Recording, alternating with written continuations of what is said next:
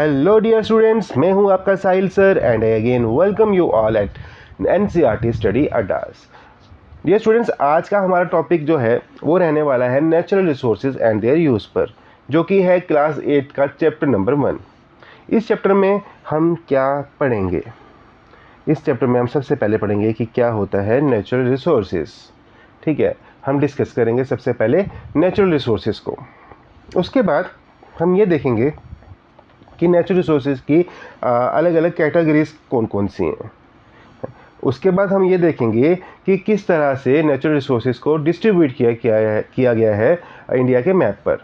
ठीक है, और लास्ट में हम क्या देखेंगे कि क्या होगा इन केस कि अगर हम सस्टेनेबल तरीके से नेचुरल रिसोर्सेज को यूज़ नहीं करेंगे, या फिर हम इस तरह से यूज़ करें जिसको हम बोलते हैं अनसस्टेनेबल मैनर, है ना, और उसके क्या इम्प्लीकेशंस होंगे हमारी फ्यूचर जनरेशन्स पर।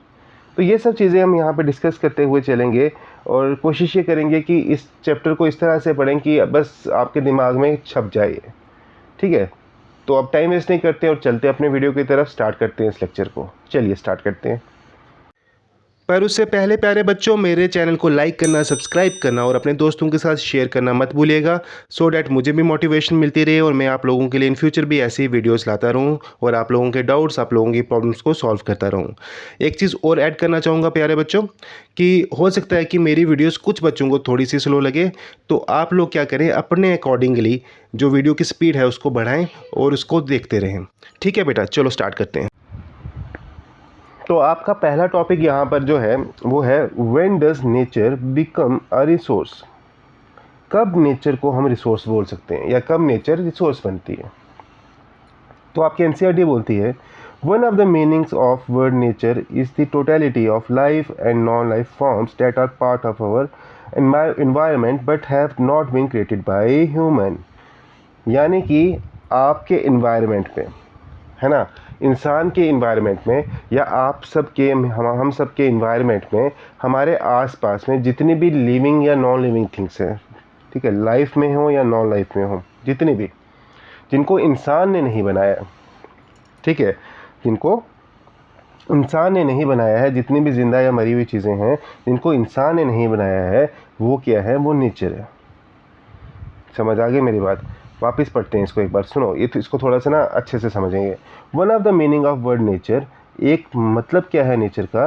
वो ये है कि totality of life and non life forms that are part of our environment but have not been created by human. जो कि जितनी भी चीज़ें हमारे, मतलब नेचर का मतलब क्या है, सबसे पहले ये बोला, और उसके बाद बताया जितनी भी जिंदा, जितनी भी टोटलिटी लाइफ या नॉन लाइफ वाले जितने भी फॉर्म्स हैं हमारे इन्वायरमेंट में, हमारे इर्द गिर्द, हमारे आसपास, जो इंसान ने नहीं बनाई है, वो क्या है? नेचर है।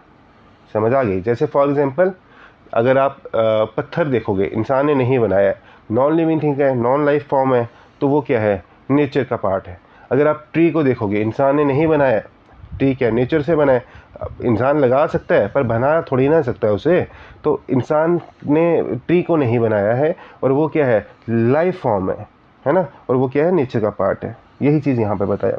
When humans use this for their sustenance, तो जब इंसान जब अपने ज़िंदा रहने के लिए, है ना, अपनी जो है सस्टेन कर रखने के लिए अपनी लाइफ को, जब इनको यूज़ करना स्टार्ट करता है और create new things from them for consumption, या फिर उनको यूज़ करता है, उनको थोड़ा मॉडिफाई करके, उनको थोड़ा चेंज करके अपनी कंजम्पशन के लिए, अपनी सुविधा अनुसार चीज़ों को कन्वर्ट करता है ताकि खुद कंज्यूम कर सके अपने यूज़ के लिए, है ना। These elements of nature become resources. तो बोल रहा है जब इंसान, ये जो रिसोर्सेज से हमको चीज़ें मिल, सॉरी, जब हमारे को नेचर से कुछ चीज़ें मिल रही हैं, हमें नेचर जो गिफ्ट दे रही है, उनको इंसान जो है यूज़ करता है अपने लिए, या फिर उनको मॉडिफाई करता है, उनको चेंज करता है ताकि वो उनको यूज़ कर सके, उसको उस टाइम हम उनको क्या बोलेंगे? हम उस टाइम उनको बोलेंगे रिसोर्स। रिसोर्स किसको बोलेंगे? मतलब समझना, जब इंसान ने नेचर से मिली हुई चीज़ को मॉडिफाई करके अपने लिए यूज़ किया, तो उसको क्या बोलेंगे? रिसोर्स बोलेंगे। ठीक है, फॉर एग्जाम्पल ट्रीज़, ठीक है, trees are part of the environment. हमारे इन्वायरमेंट का पार्ट है ट्रीज़, बिल्कुल हैं sir. They existed independently of human. इंसान जब नहीं था तब भी ट्रीज़ थे, बहुत पहले से ट्रीज़ हैं, ठीक है। When we cut them and convert their wood into furniture, तो जब आप एक पेड़ को काटते हो, उसकी लकड़ी लेते हो और उसको फर्नीचर बनाते हो, चेयर बनाते हो, टेबल बनाते हो, we see the tree as a resource. उस टाइम हम ट्री को क्या बोलेंगे कि वो एक रिसोर्स है। ठीक है, आपने फर्नीचर बना दिया, आपने चेयर बना दिया, अपनी अब चेयर किसके काम आ रही है? आप लोगों के काम आ रही है, अपनी फ़ायदे के लिए, अपनी यूटिलिटी के लिए किया आपने, है ना। तो अब उसको ट्री को क्या बोलेंगे? आप बोलेंगे कि वो क्या है? वो रिसोर्स है। Often these entities are not easily accessible. कहते हैं कि अब ये जो एंटिटीज़ हैं, ये जो चीज़ें हैं, ये आम तौर पर इतने ईजिली हम लोगों को एसेसिबल नहीं होती हैं। For example, there may be petroleum in places. ठीक है, petroleum in places deep under the ocean that we do not have the technology to access, और the extraction cost may be too high, और it may be culturally unacceptable like cutting trees in sacred groups. तो देखो, कहता है कि अब क्या होता है, कई बार ये जो चीज़ें होती हैं ना, जो एंटिटीज़, कौन सी एंटिटीज़ की बात कर रहा है? यही नेचुरल रिसोर्सेज की बात कर रहा है। ये रिसोर्सेज जो हमारे नेचर से हमें गिफ्ट मिल रहा है, ये कभी कभी हम लोगों को ईजिली एक्सेसिबल नहीं होता है। ठीक है, ऐसा मत सोचिएगा कि आपको बस आप चाहोगे, सोचोगे और आपको मिल जाएगा। तो ये आपको ईजिली एक्सेसिबल नहीं होता है ना। कैसे? जैसे कि अगर बोल रहा है कि हो सकता है कि पेट्रोलियम जैसे हमें कहाँ कहाँ से मिलता है, जैसे क्रूड ऑयल जो है, क्रूड ऑयल क्या होता है? जो एक क्रूड फॉर्म होती है पेट्रोलियम की, डीजल की ना, तो ये आपको कहाँ से मिलता है? जैसे कुछ कंट्री से मिलता है। फॉर एग्जांपल मिडिल ईस्ट वाली साइड से हम बोलेंगे, जो ये वाली ईरान इराक वाली कंट्रीज़ हैं, यहाँ से मिलता है। अब आपको अगर इन केस पता चले कि इंडिया में भी हम लोगों के पास काफ़ी ज़्यादा, जम्मू कश्मीर में या फिर दिल्ली में या फिर किसी कोस्टल एरिया में, गुजरात में आप बोल लीजिए, वहाँ पर क्या है, हमें क्रूड ऑयल मिल गया है और काफ़ी ज़्यादा क्वांटिटी में मिल गया है, पर क्या है, वो काफ़ी डीप है, काफ़ी उसके लिए हमें नीचे जाना पड़ेगा, काफ़ी खोदना पड़ेगा, है ना। तो अभी उसके लिए हमारे पास टेक्नोलॉजी नहीं है। फॉर एग्जांपल, उस उतना डीप जाने के लिए हमारे पास टेक्नोलॉजी नहीं है, या फिर अगर हम जाएंगे भी, हमारे पास टेक्नोलॉजी है भी है, पर उस पर इतना खर्चा आ जाएगा जो हमारे लिए फ़ायदेमंद नहीं होगा। जितने का उतने का तेल नहीं हम लोगों को मिलेगा जितना हमारा खर्चा हो जाएगा। तो ये चीज़ क्या, फिर आप इसको क्या बोलोगे? इस चीज़ को आप ये बोलोगे कि ये वो ईजिली एक्सेसिबल नहीं है ना। तो ईजिली एक्सेसिबल वो नहीं है। या फिर कभी कभी क्या होता है, कुछ ऐसे जंगल होते हैं जिनको कुछ ट्राइबल कम्युनिटीज़ क्या मतलब मानती हैं कि वो क्या है, सेक्रेड है ना, उनको पवित्र मानती हैं। उनमें क्या, वो सोचती हैं देवी देवता का वास होता है। जैसे कुछ मूवीज़ आपने देखी, जैसे कंतारा एक मूवी है, वहाँ पर क्या है, जो एक ट्राइब है वो क्या, जंगल को पूजते हैं, जंगल को देवी देवता समझते हैं कि इन जंगलों में क्या रहते हैं, देवी देवता रहते हैं। पेड़ों में, जानवरों में, पक्षियों में, नदियों में देवी देवता रहते हैं। तो वहाँ पर जाके आप क्या है, पेड़ वेड़ नहीं काट सकते हो, है ना।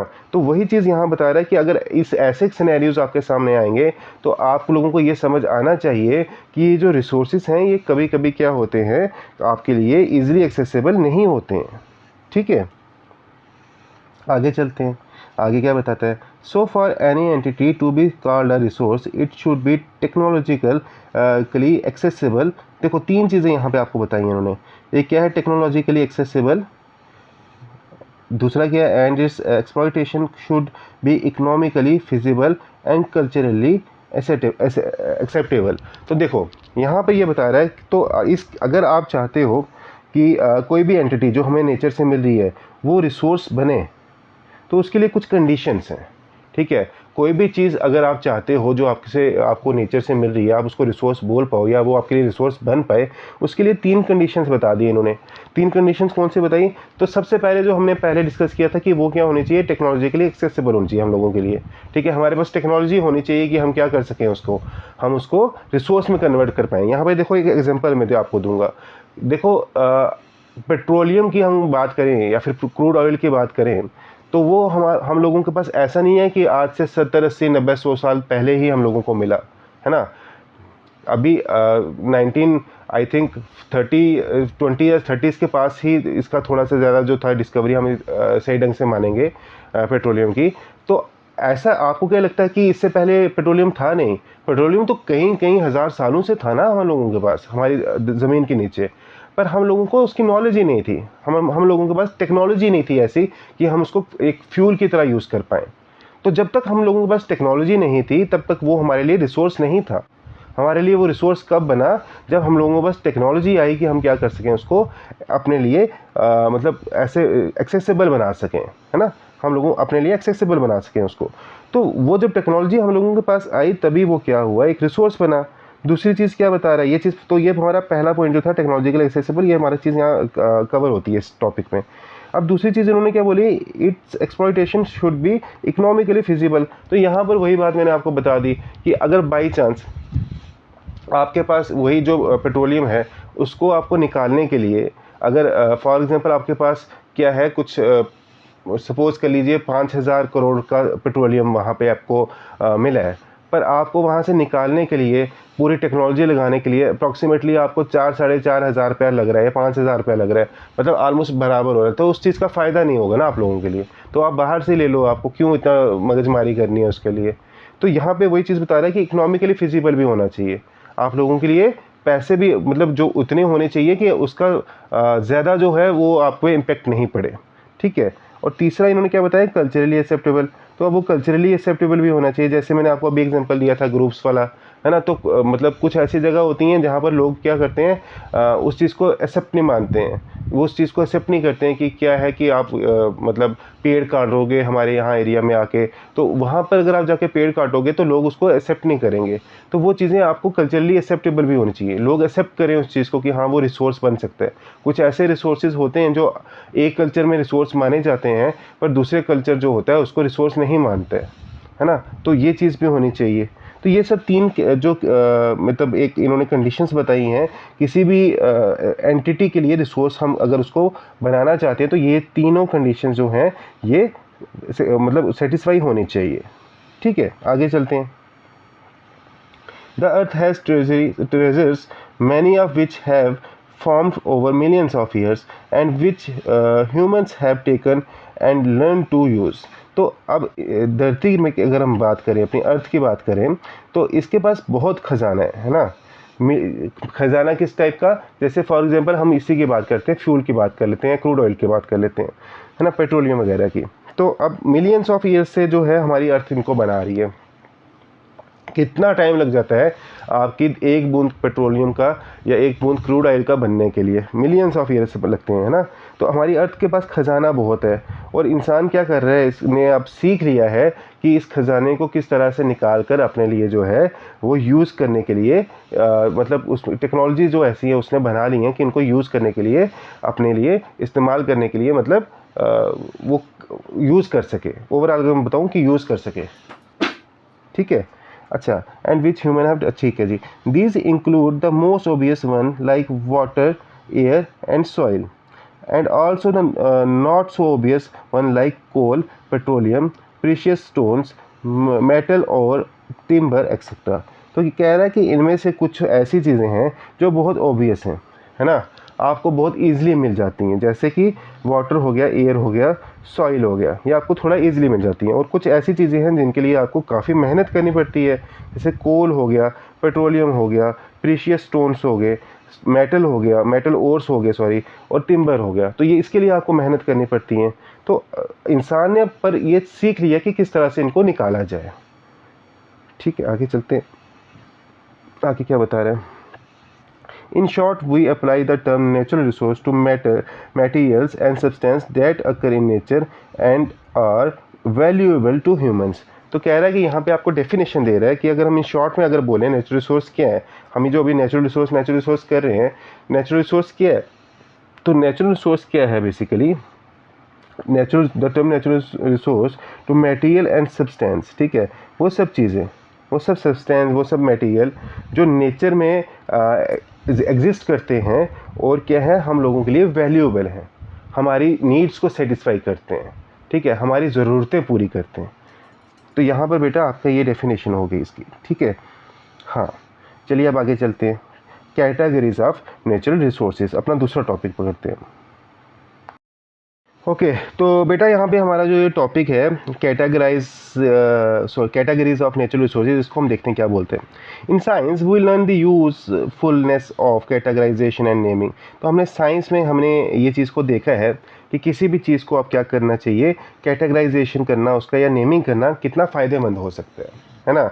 जब आप किसी चीज़ को मतलब आप अगर देखते हो कि कोई कुछ चीज़ें हैं, है ना, कुछ पर्टिकुलर मटेरियल है जिनमें सिमिलर जो क्या है कैरेक्टरिस्टिक्स है, तो आप क्या करते हो, उनको उठा के एक कैटेगरी में डाल देते हो। तो इससे क्या होगा, आप लोगों को पता चल जाएगा इन फ्यूचर, जब आप उस कैटेगरी का कुछ नाम रख लोगे, उसके बाद उसका नाम भी रखोगे ना, तो आपको क्लियर हो जाएगा कि उस नाम की जो कैटेगरी है उसमें जो चीज़ें हैं उनकी कैरेक्टरिस्टिक क्या है। तो आपको बार बार जो है चीज़ों को डिस्क्राइब करना, लोगों को एक्सप्लेन करना नहीं पड़ेगा। जब आप ग्रुप्स में बात कर रहे होगे तो आपको बार बार एक्सप्लेन करना नहीं पड़ेगा, आपके लिए ईजी हो जाएगा कि आप जब उनका नाम रख लोगे तो उसका नाम से ही लोग जो है सुनकर वो समझ लिया करेंगे, ठीक है। और हम लोगों के लिए कम्युनिकेशन करना भी इजी हो जाएगा, है ना। हम लोगों के लिए उसके बारे में जब हम सिंपल नाम लेके बात करेंगे तो ईजिली हो जाता है कि कम्युनिकेशन करना भी, ठीक है। तो कह रहा है कि one of the way we could, ये भी मैंने आपको जो बताया, ये सब जो ऊपर यहाँ तक लिखा है ना, इसका बिल्कुल आपको मैंने निचोड़ में बता दी है। अब आगे देखते हैं। One of the way we could categorise natural resources is based on the use we put them to, ठीक है। मतलब कि अब हम एक तरीके से नेचुरल रिसोर्सेज को अलग अलग तरह से कैटेगराइज कर सकते हैं। यहाँ भी एक चीज़ बता रहा है कि इस एक तरीका है जिस तरीके से आप नेचुरल रिसोर्सेज को कैटेगराइज कर सकते हैं, वो क्या है कि किस तरह से हम उनका इस्तेमाल करते हैं, ठीक है। On the use we put them to, किस तरह से उनका जो है इस्तेमाल करते हैं, और उसके हिसाब से कौन कौन सी आ सकती हैं। देखो, एसेंशियल फॉर आवर लाइफ, तो एक इस्तेमाल क्या होगा कि हमारी लाइफ के लिए बहुत एसेंशियल है। दूसरा क्या है, सोर्स फॉर मटेरियल्स, तो कुछ मटेरियल्स के लिए सोर्स भी हो सकता है, एक कैटेगरी ये होगी। और फिर क्या, तीसरा सोर्स फॉर एनर्जी, और तीसरा है कि सोर्स फॉर एनर्जी, ठीक है। तो अब इसमें पहला देखेंगे हम कि रिसोर्स एसेंशियल फॉर लाइफ ये क्या है।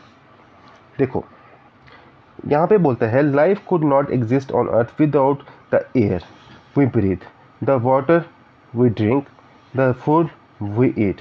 तो आप मुझे बताओ, क्या आप रह सकते हो इन सब चीज़ों के बिना? आपके अगर हवा नहीं मिलेगी, अगर आपको वाटर नहीं मिलेगा, वाटर नहीं मिलेगा, अगर आपको फूड नहीं मिलेगा, तो आप इनके बिना लाइफ जो है आपकी नहीं चल पाएगी, है ना। आप ज़िंदा नहीं रह पाओगे। तो अर्थ पर इन सब चीज़ों की आप लोगों को बहुत ज़रूरत है, आपको ज़िंदा रहना है। तो we take this from the atmosphere, तो अब ये आपको मिलता कहाँ से है? आपको अपने एटमॉस्फेयर से मिलता है ना। एटमॉस्फेयर से भी मिलता है, क्या चीज़ एटमॉस्फेयर से मिलता है? एयर। पानी तो नहीं मिलेगा, पर जो पानी भी मिलता है, वाटर वेपर्स भी होते हैं, पर मेनली क्या हम यहाँ पे बात करें, एयर की बात कर रहे हैं। एयर आपको कहाँ से मिलती है? एटमॉस्फेयर से मिलती है। रिवर से क्या मिलता है? पानी मिलता है, ठीक है, पॉन्ड्स और रिवर से, है ना। एंड थ्रू द कल्टीवेशन क्या मिलता है ऑफ सॉइल? आपको मिलता है फूड। एग्रीकल्चर वगैरह करते हो ना, सॉइल पर ही करते हो, तो फूड मिलता है, और अदर लिविंग थिंग्स। तो मतलब यहाँ पे बता रहा है कि ये सब आपको कहाँ से मिल रहा है? आपको इन्वायरमेंट से मिल रहा है। We can not make the air we breathe, तो we the water we drink, और the soil which give us food. तो अब आप खुद बना सकते हो क्या हवा को? आप नहीं बना सकते हो ना हवा को, आप पानी को नहीं बना सकते हो, आप सॉइल को नहीं बना सकते हो। आपको पता है सॉइल का एक छोटा सा पार्टिकल, है ना, एक बिल्कुल छोटा सा पार्टिकल जो सॉइल का होता है, उसको बनने में कितने साल लग जाते हैं, कितने हज़ार साल लग जाते हैं। तो आप इंसान कैसे बना पाएगा? उसको नहीं बना सकता ना। तो वही चीज़ बता रहा है कि ये सब चीज़ें क्या हैं, लाइफ के लिए एसेंशियल हैं, और ये इंसान तो बना नहीं सकता, हमको नेचर से मिल रही हैं, इसलिए ये हमारे लिए रिसोर्सेज हैं, नेचुरल रिसोर्सेज हैं, और ये क्या है, एसेंशियल फॉर लाइफ हैं। इस तरह से हमने इनको कैटेगराइज कर दिया पहले में, बहुत ईजी है। दूसरा, रिसोर्सेज फॉर मटेरियल। अब मटेरियल के लिए कैसे रिसोर्सेज देखते हैं हम, देखो, human beings create physical objects, ठीक है, आउट ऑफ नेचुरल गिफ्ट्स। तो अब क्या करते हैं इंसान जो है, ये जो हमें नेचुरल गिफ्ट मिल रहे हैं ना, जो नेचुरल रिसोर्सेज मिल रहे हैं हमको in the form of natural gift, इनसे क्या करता है, इनसे क्रिएट क्या करता है, फिजिकल ऑब्जेक्ट्स को क्रिएट करता है। We make them for our utility. क्यों क्रिएट करता है? रीज़न क्या क्रिएट करने का जी? क्योंकि उसको अपने काम के लिए, अपने काम निकालने हैं, आप खुद की ज़रूरतें हैं कुछ, है ना। Or to create things of beauty that in enrich our lifes and those of others. तो या तो अपनी कुछ काम है, उसको यूटिलिटी है, वो करता है, या फिर क्या है, खाली शो पीस के एज अ शो पीस करता है, ब्यूटी के लिए करता है, ताकि क्या हो कि उसकी अपनी लाइफ को एनरिच करे या फिर किसी और की लाइफ को एनरिच करे। कुछ ऐसे शो पीस होते हैं या कुछ ऐसी चीज़ें होती हैं जो उसकी लाइफ को खाली यूटिलिटी के लिए नहीं होती हैं। लोग कुछ क्या करते हैं, कभी कभी ऐसे भी चीज़ें रखते हैं जिनसे उनके दिल को खुशी मिलती रहे, देख कर सुंदर लगे उनको। तो वही चीज़ बता रहा है, a piece of wood can be transform into a chair. तो अब जैसे कि अब एक इंसान को नेचर के गिफ्ट के तौर पे क्या मिला, वुड मिली, ठीक ठीक है, लकड़ी मिली। अब लकड़ी को उसने क्या किया, ट्रांसफॉर्म कर दिया चेयर में, है ना। And also carved into a statue. देखो, या तो उसने क्या किया, चेयर बना दी। चेयर क्यों बनाई, क्योंकि उसको अपनी जो है यूटिलिटी है, अपने काम के लिए। या तो उसने स्टेचू एक बना दिया, अब यहाँ पे स्टेचू ही पढ़ रहे हैं इसको, ठीक है, क्योंकि यहाँ थोड़ा सा ऊपर लाइन आ गया है। तो सुनो, स्टेचू ही बोल दिया हमने उसको, एक स्टेचू बना दिया। स्टेचू क्यों बनाया, आप समझते हो स्टेचू क्यों बनाते हैं लोग, ब्यूटिफिकेशन के लिए, सुंदर लगने के लिए, है ना। India's geographical diversity provides us with a wide variety of natural resource। तो इंडिया की जो जोग्राफिकल डाइवर्सिटी है ना, जो इंडिया की हम बात करते हैं जोग्राफिकल डाइवर्सिटी की, जो इसकी जोग्राफी है, इसमें जो अलग अलग जो है डाइवर्सिटी है, मतलब अलग अलग टाइप के जानवर हैं, अलग अलग टाइप के फॉरेस्ट हैं, अलग अलग टाइप का एनवायरनमेंट है, क्लाइमेट है।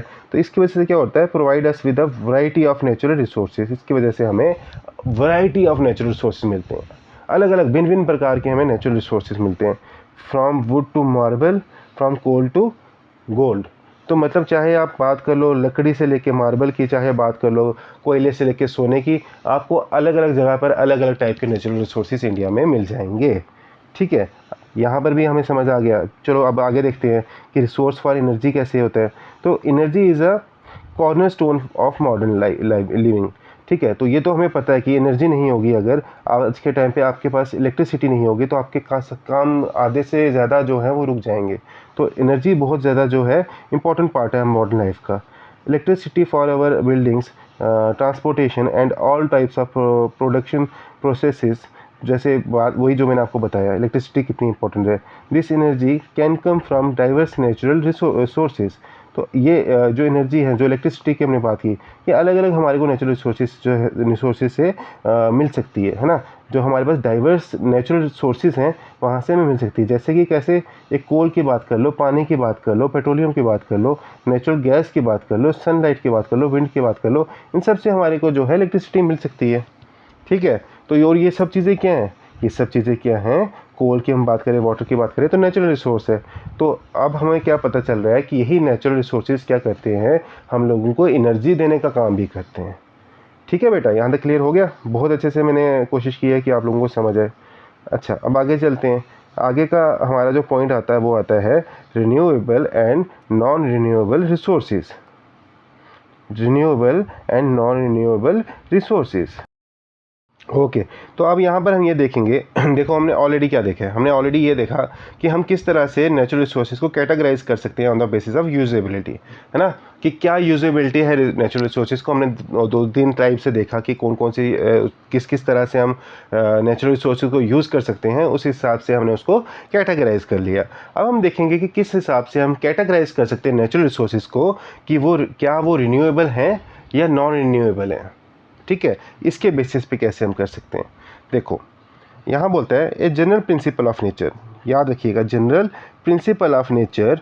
जनरल प्रिंसिपल ऑफ नेचर क्या है, is that it functions in a restorative and regenerative way. ठीक है, बहुत इंपॉर्टेंट चीज़ है, हम यहाँ पे इसको थोड़ा सा अच्छे से समझने की कोशिश करेंगे कि रिस्टोरेटिव और रीजनरेटिव का क्या मतलब बता रहा है। Restorative is the process of returning something to its original health state if it has been degraded और डैमेज्ड। देखो यहाँ पर मैं आपको एक एग्जांपल के साथ समझाता हूँ। इन केस कोई जंगल है, वो जंगल में क्या हो गया, आग लग गई, है ना। जंगल में क्या हुआ, आग लग गई। आग लगने से वहाँ पे पेड़ वेड़ जो थे जंगल में जल गए।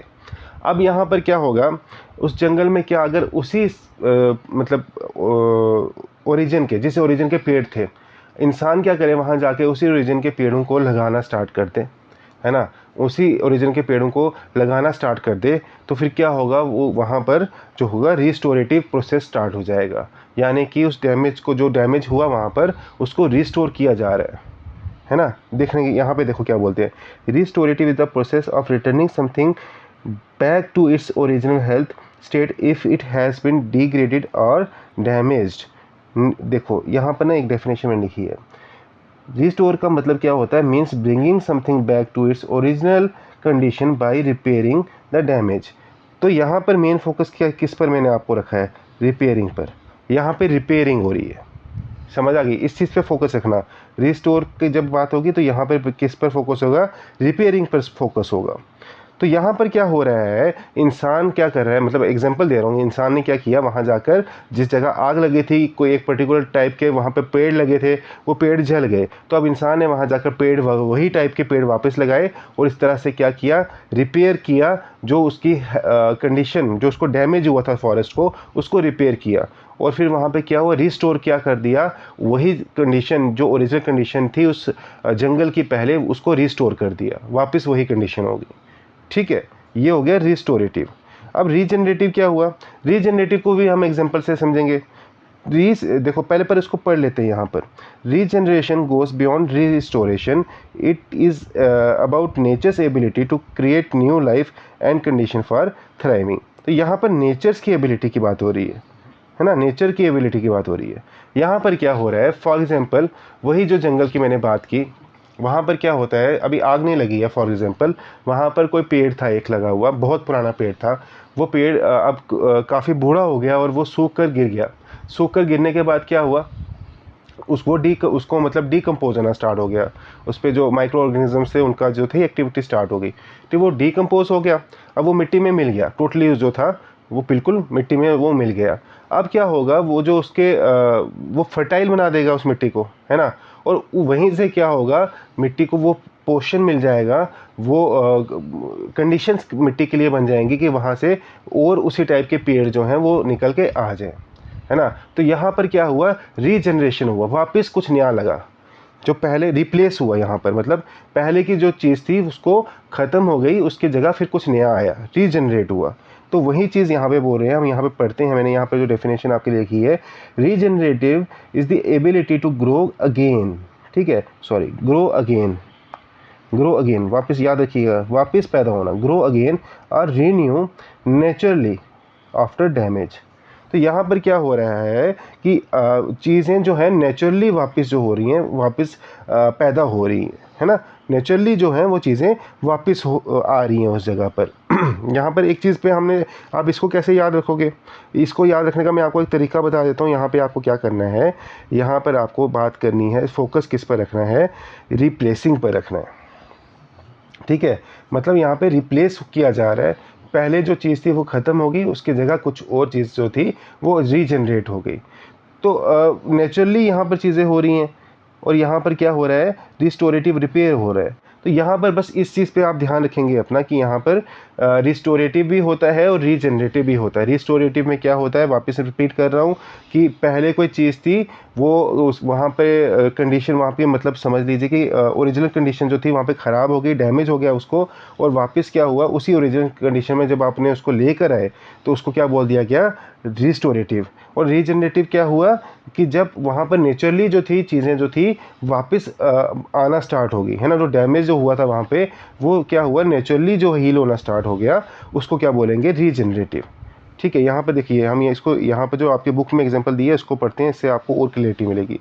We plant trees in area that may have lost them on account of human intervention, like clearing forest for housing, planting the types of trees that were originally, देख लो यहाँ पे, types of trees that were originally growing there restores the ecosystem।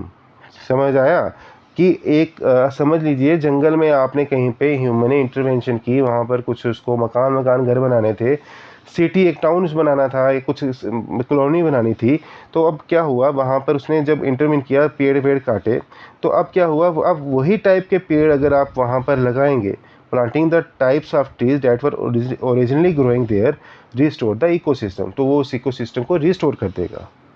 ठीक है, आगे देखते हैं, nature works in cycles. Nature किस तरह काम करती है, साइकिल में काम करती है, समझना, इस चीज़ को समझना, नेचर किस तरह काम करती है, साइकिल में करती है। कैसे, जैसे मैंने आपको एग्जांपल दी थी, पेड़ एक बूढ़ा हुआ, गिरा, उसकी जगह उसी जिस जगह गिरा डिकम्पोज हुआ, वहीं से फिर नए पेड़ निकलेंगे, वो पेड़ बड़े होंगे, बूढ़े होंगे, गिरेंगे, तो ये एक साइकिल चल रहा है। तो nature work in cycle where there is no waste, कुछ वेस्ट नहीं जाता है। Take a forest, let's see a tree fall in the forest, वही चीज़, it decompose with the bacteria, fungi and insects feeding on it, ठीक है, the tree became part of the soil enriching it, ठीक है, तो साइल को enrich कर दिया इसने।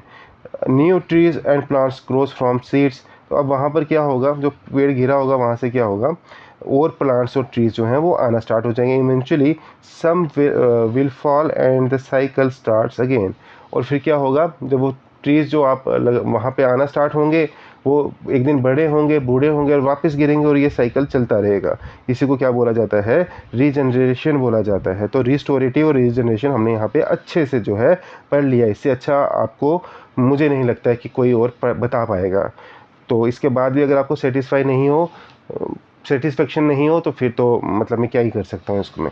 ठीक है, चलो अब आगे चलते हैं। अब देखते हैं रिन्यूएबल रिसोर्सेज के बारे में। क्या होते हैं renewable resources? Renewable resources exhibit these characteristics over time. ठीक है, अब मतलब क्या हुआ यहाँ पर, ये जो हमने कैरेक्टरिस्टिक्स के ऊपर बात करी है, ये टाइम के साथ साथ ये ऐसे अपनी कैरेक्टरिस्टिक्स को शो करना स्टार्ट करते हैं। Most of India has abundant sunshine. India की अगर हम बात करें ना तो बहुत ज़्यादा सनशाइन है ना। इंडिया उन कंट्रीज़ में से, उन लकी कंट्रीज़ में से एक है दुनिया की जहाँ पर सनशाइन जो है काफ़ी ज़्यादा है। ठीक है, it is natural course in the natural course river are fed regularly by rain and melting glaciers। अगर आप यहाँ की नदियों की बात करो तो रेगुलरली यहाँ पर नदियाँ जो हैं उनमें पानी, या फिर जो हमारे ग्लेशियर्स हैं उनकी वजह से पानी यहाँ पर रहता है। फॉरेस्ट रिन्यू दमसेल्फ, जंगल भी जो है अपने आप को रिन्यू करते रहते हैं। सॉइल भी रिप्लेनिश करती रहती है अपने आप को इटसेल्फ, है ना, through natural processes and so on. तो ये सब चीज़ें जो है ऑटोमेटिकली यहाँ पर हो जा रही हैं। सोलर एनर्जी, विंड एनर्जी और energy from flowing water, timber from forest और renewable resources as long as we are able to manage them in a sustainable manner. तो ये सब चीज़ें जिनकी यहाँ पे बात कर रहे हैं, कौन कौन सी? सोलर एनर्जी होगी, है ना, विंड एनर्जी होगी, एनर्जी फ्रॉम फ्लोइंग वाटर होगी, टिम्बर होगी, आपकी लकड़ी होगी फ्रॉम जंगल, है ना। तो ये क्या है सब, ये रिन्यूएबल रिसोर्सेज हैं।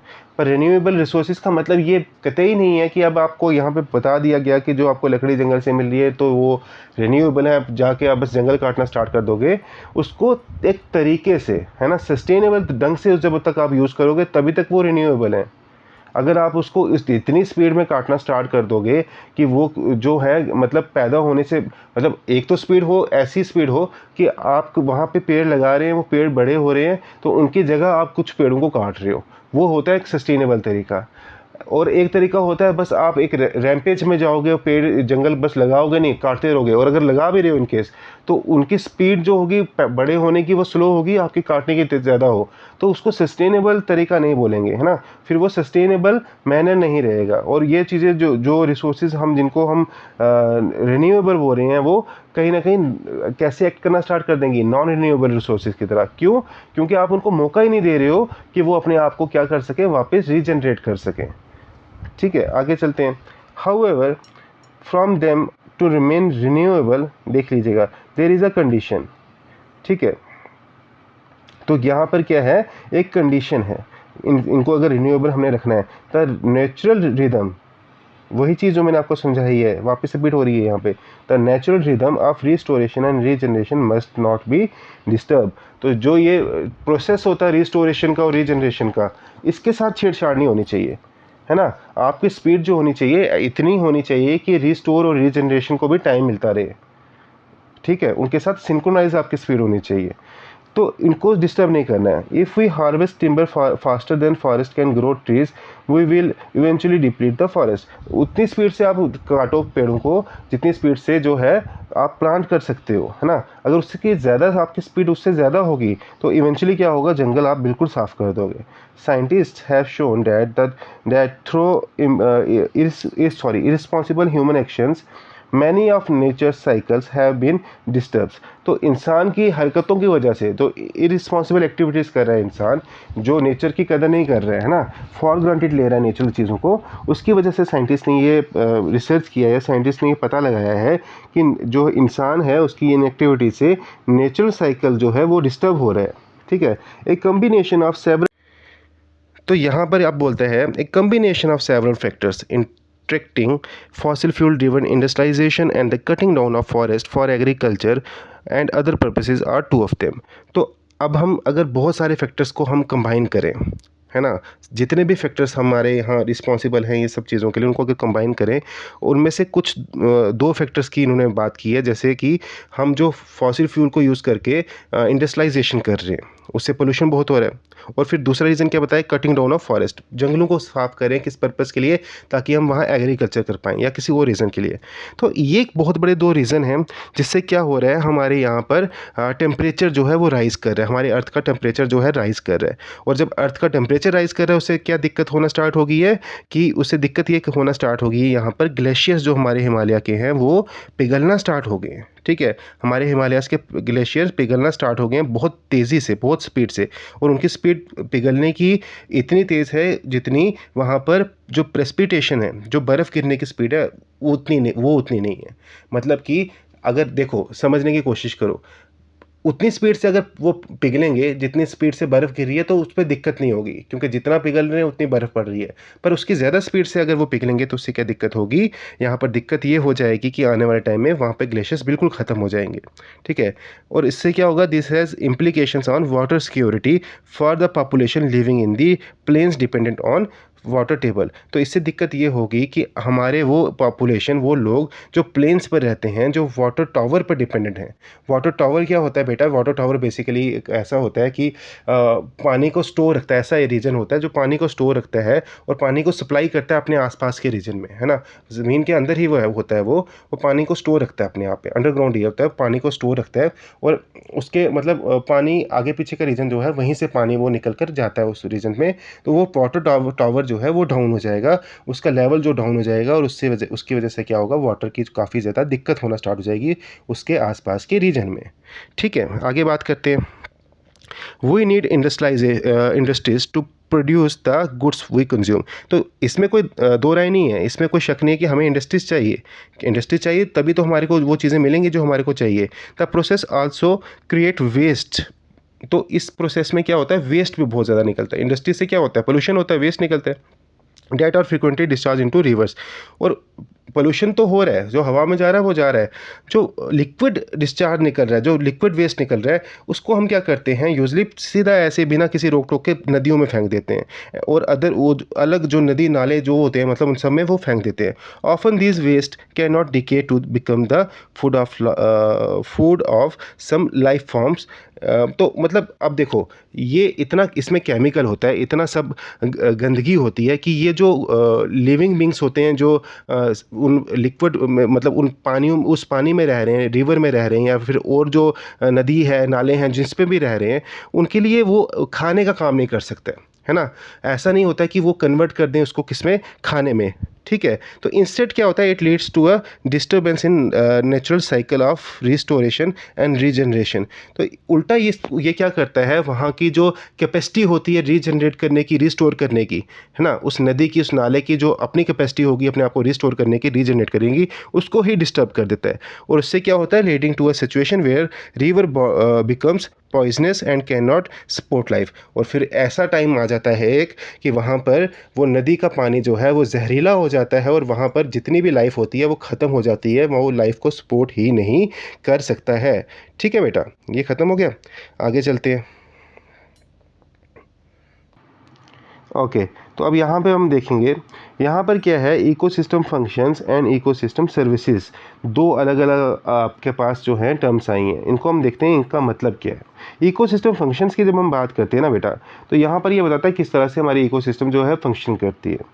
देखो, इकोसिस्टम यहाँ पे मैंने लिखा हुआ डेफिनेशन, यहाँ से हम पढ़ के समझते हैं इसको। थोड़ा सा मेरे को पहले साफ़ करने तो, थोड़ा सा इसको साफ़ करूँगा सो डैट इसको थोड़ा सा अच्छे से आपको समझा पाऊँ। हाँ, देखो अब तो यहाँ ये बोलता है कि क्या होता है बेसिकली, कि ecosystem functions are what nature does naturally to keep the environment working properly. किस तरह से हमारी नेचर जो है ना, वो काम कर रही है सो डैट क्या हो, हमारा इन्वायरमेंट जो है वो प्रॉपरली जो है वर्क करता रहे, है ना, वो अपने उस स्टेटस में रहे कि वो प्रॉपरली जो है काम कर रहा है। तो हमारा वो जो नेचर जिस तरह से काम कर रही है उसको क्या बोलते हैं, इकोसिस्टम फंक्शनिंग। समझ आ गई बेटा। इकोसिस्टम फंक्शनिंग वापस मैं बता रहा हूँ क्या होता है। इकोसिस्टम फंक्शनिंग में क्या होता है, और what nature does naturally to keep the environment working properly, हमारे एनवायरनमेंट को प्रॉपरली ताकि वो काम करते रहे, उसके लिए जो हमारा इकोसिस्टम जो भी फंक्शन कर रहा है उसको क्या बोलते हैं, इकोसिस्टम फंक्शनिंग। ठीक है। और इकोसिस्टम सर्विसेज क्या होता है बेटा, वो होता है what humans get from nature to survive and live comfortably. तो हम लोग जो नेचर से ले रहे हैं जो भी चीज़ें जिससे हम क्या है ज़िंदा रह पा रहे हैं, है ना, उसको क्या बोलता है कि इकोसिस्टम सर्विसेज। यानी कि अगर इसको आपको मैं ट्रिक दूं तो आप देखते हो ना कि सर्विस, कोई आपको सर्विस प्रोवाइड कर रहा होता है, क्यों कर रहा होता है, सो डैट आप क्या हो, आप कंफर्टेबल फील करो, आपको कुछ जो है मज़ा आए, कंफर्टेबल, है ना, आप बैठे हो खाना खा रहे हो और वहाँ पे वेटर आपको सर्विस दे रहा है, क्यों, क्योंकि आपके कंफर्ट जोन के लिए। तो वही चीज़ यहाँ बता रहा है, जब नेचर आपके कंफर्ट जोन के लिए कुछ चीज़ आपको दे रही होती है उसको क्या बोलते हैं, इकोसिस्टम सर्विस। ठीक है बेटा, आपको समझ आ गया होगा। आगे चलते हैं। आगे हमारे पास टॉपिक जो आता है वो आता है कि नॉन रिन्यूएबल रिसोर्सेज क्या होते हैं, भाई साहब बताइए हमें। बोलता है non renewable resources are created over long period.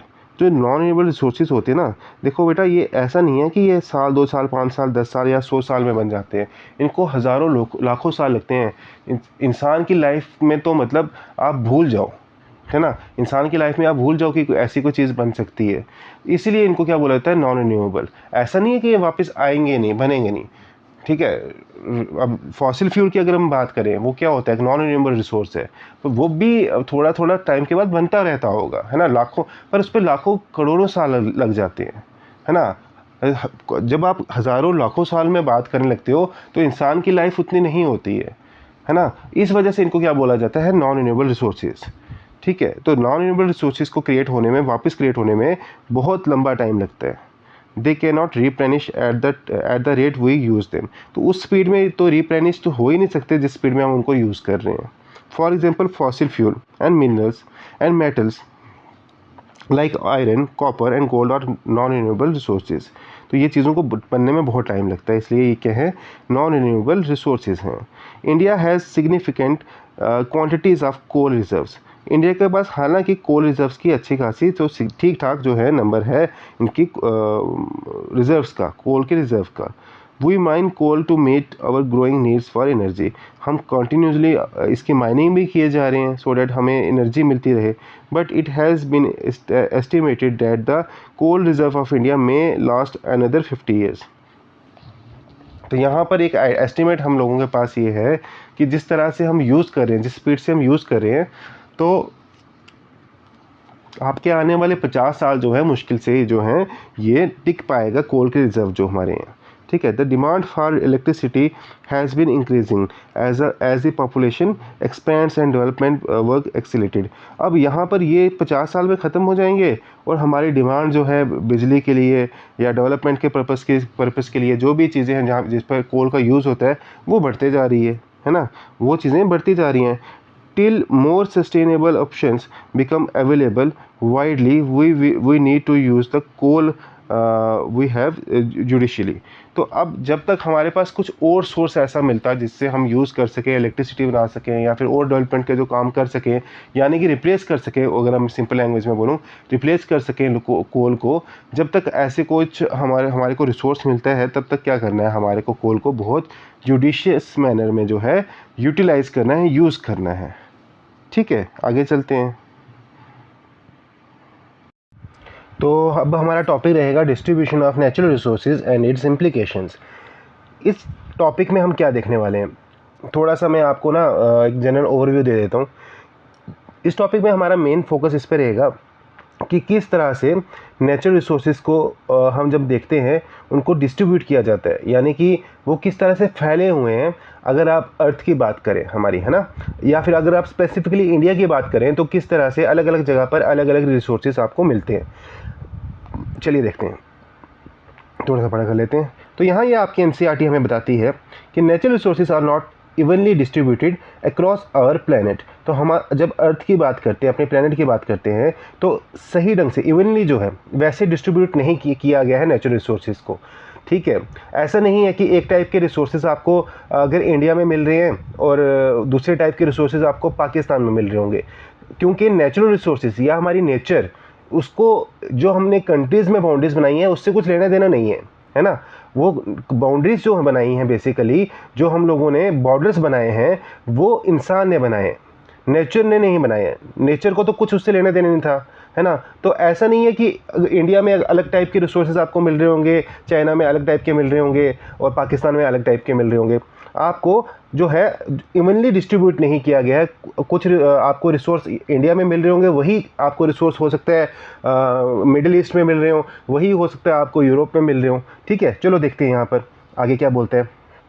और इवन विद द कंट्री, तो ना ही कंट्री में अगर आप स्पेसिफिकली बात करोगे वहाँ पर इवनली डिस्ट्रीब्यूटेड है, ना ही हमारे अर्थ में। ठीक है, this uneven distribution shapes human settlements.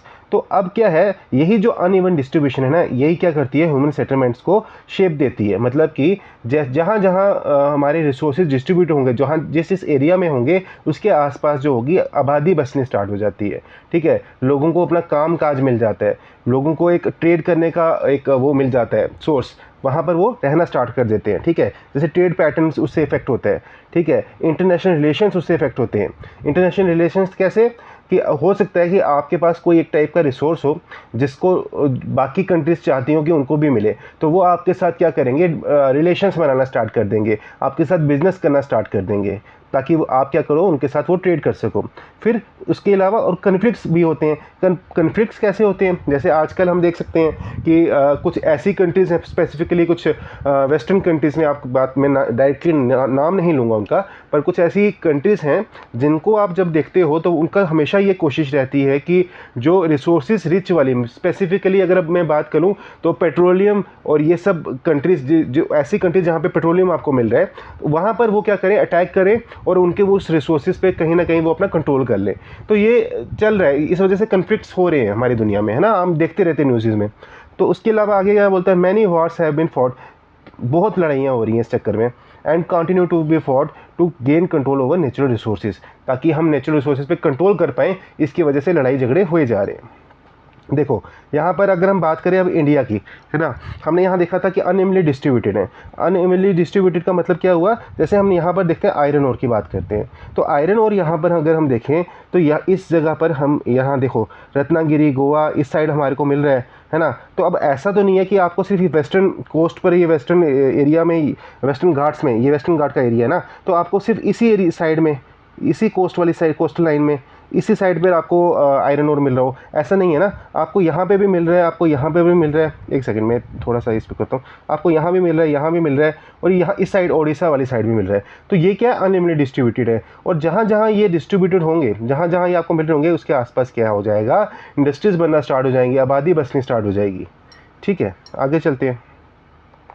Industries located near natural resources created employment, और मैंने अभी आपको बताया इंडस्ट्रीज बसना स्टार्ट होंगी, बनना स्टार्ट होंगी, और उसके आसपास लोगों की आबादी बसना स्टार्ट हो जाएगी, है ना। वो क्यों, क्योंकि लोगों को एम्प्लॉयमेंट मिलेगी, तो एम्प्लॉयमेंट के लिए लोग वहाँ पर आएंगे और वहाँ पर रहना स्टार्ट करेंगे, लोकल पॉपुलेशन के लिए भी, और बाहर से भी लोग आते हैं। ठीक है, टाउनशिप्स बनना स्टार्ट हो जाती हैं, टाउनशिप्स मतलब टाउन्स टाइप कुछ स्ट्रक्चर स्टार्ट हो जाते हैं वहाँ पर बनना। ठीक है, and expand economic opportunities for others too, और इससे खाली वही लोगों को फ़ायदा नहीं होगा, इकोनॉमिक हेल्प नहीं होगी जो लोग उन इंडस्ट्रीज़ में, उन फैक्ट्रीज़ में काम कर रहे होंगे। अब जब वहाँ पर टाउनशिप बनेगी तो वहाँ पर एक किराने की दुकान भी खुलेगी, वहाँ पर एक मेडिकल स्टोर भी खुलेगा, तो उनके लिए भी क्या होगा, काम काज जो होगा, अपॉर्चुनिटी मिल जाएगी उसके लिए। मोर modern facilities that improve the quality of life become accessible, तो यहाँ पर कह रहा है कि मॉडर्न फैसिलिटीज़ वहाँ पर और आना स्टार्ट हो जाएंगी, है ना। जैसे जैसे नई नई टाउनशिप्स बनेंगे, वो ज़्यादा डेवलप होती रहेंगी, तो वहाँ पर क्या होगा, मॉडर्न फैसिलिटीज़ आना स्टार्ट हो जाएगी, लोगों की जो क्वालिटी ऑफ लाइफ है वो इंप्रूव होना स्टार्ट हो जाएगी। However these benefits are often accompanied by cost, तो इसका मतलब ये नहीं है कि इसको सिर्फ आपको फ़ायदे ही फ़ायदे होंगे, इसका कुछ जो होगा आपको कॉस्ट भी देनी पड़ेगी, है ना। इसका कुछ आपको, अगर क्या बोलते हैं उस चीज़ को, कि आपको इसका लिए कुछ भुगतना भी पड़ेगा। क्या देखना पड़ेगा, in short term as well as in long term, दोनों ही, चाहे आप शॉर्ट टर्म में बोलो या लॉन्ग टर्म में बोलो।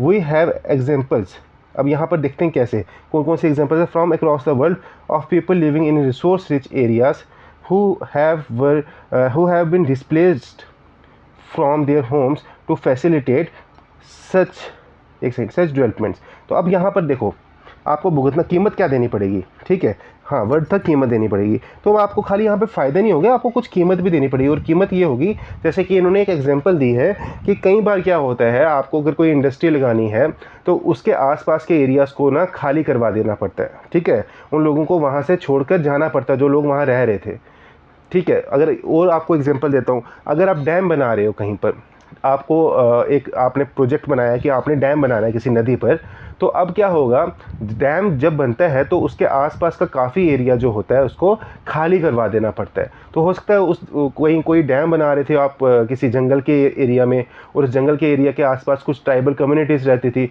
अब आपको उन ट्राइबल कम्युनिटीज़ को वहाँ से क्या करना पड़ेगा, डिस्प्लेस करना पड़ेगा, उनको हटाना पड़ेगा, किसी और जगह भेजना पड़ेगा।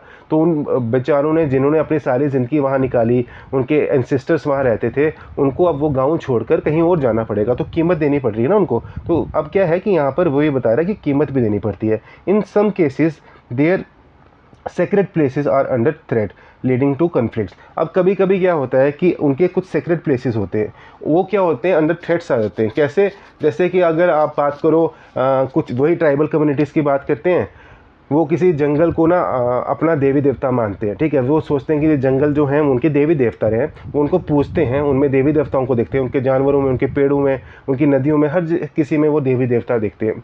तो अब जब ऐसी जगह पर डैम बन रहा है, एग्जाम्पल हम डैम की ही लेके चल रहे हैं, डैम बन रहा है, तो अब क्या होगा, उस जंगल को खाली करवाना पड़ेगा। तो हो सकता है उस जंगल में अब आना जाना उधर बंद हो जाए, है ना, किसी को भी अलाउड नहीं हो। तो अब इससे क्या होगा, वो जो कम्युनिटी है, वो जो ट्राइबल कम्युनिटी है, उनके जो सेक्रेट भावनाएं हैं, उनकी जो रिलीजियस भावनाएं हैं, उसको क्या होगा, आहत हो सकता है। हो सकता है कि उनको हर्ट हो कि अब आप क्या करोगे, आपको अब यहाँ पे, अब जिसको आप ज़िंदगी भर पूछते आए हो वहाँ पर आपका आना जाना बंद हो जाएगा। तो ये चीज़ें अफेक्ट करती हैं लॉन्ग टर्म में, और इससे क्या हो सकता है, कन्फ्लिक्ट्स हो सकते हैं, ठीक है। National and international trades depends on the geographical location of natural resources. तो नेशनल और इंटरनेशनल ट्रेड्स भी डिपेंड करते हैं किस पर, geographical location of natural resources. यानी कि आपके अगर नेचुरल रिसोर्स किसी कोस्ट वाले एरिया में है, तो वहाँ से क्या होगा, इजीली आप क्या कर सकोगे, बाहर किसी कंट्री में ट्रेड कर पाओगे, एक्सपोर्ट कर पाओगे। और अगर आपका जो नेचुरल रिसोर्स, अगर आपको इंटरनली अपनी कंट्री में ही ट्रेड करना है, तो अगर उसके साथ ईजिली कनेक्टिविटी होगी रेलवेज़ की, तो वो भी आपके लिए ईजी होगा, है ना। Combined with human knowledge and skills, these can create unique products like would steel. तो अगर आप अपने ह्यूमन नॉलेज को अच्छे से इस्तेमाल करोगे, स्किल्स को अच्छे से इस्तेमाल करोगे, तो आप इन नेचुरल रिसोर्सेज से क्या कर सकते हो, बहुत यूनिक चीज़ें बना सकते हो, जैसे कि वुड स्टील। अब वुड स्टील क्या होता है, यहाँ पर देखो, high quality ancient steel south India में होता था, और उससे क्या होता था, डोमेस्टिक स्वॉर्ड बनती थी। देखो इसका मतलब क्या हुआ, वुड स्टील बेसिकली क्या होता था, एक स्टील ही है, ये एंशियंट स्टील था जो साउथ इंडिया में मेनली मिलता था, और इसको हम एक्सपोर्ट करते थे कहाँ पर, मिडिल ईस्ट वाली साइड में, है ना, ये जो अरेबियन कंट्रीज़ है यहाँ पर। और यहाँ पर ये लोग बहुत एक फेमस स्वाड बनाते थे जिसको हम डोमेस्टिक स्वाड बोलते हैं, ठीक है। तो ये बता रहा है यहाँ पर कि अगर आपके पास स्किल्स हो तो आप क्या कर सकते हो, इसका इस्तेमाल करके कुछ यूनिक सी चीज़ बना सकते हो।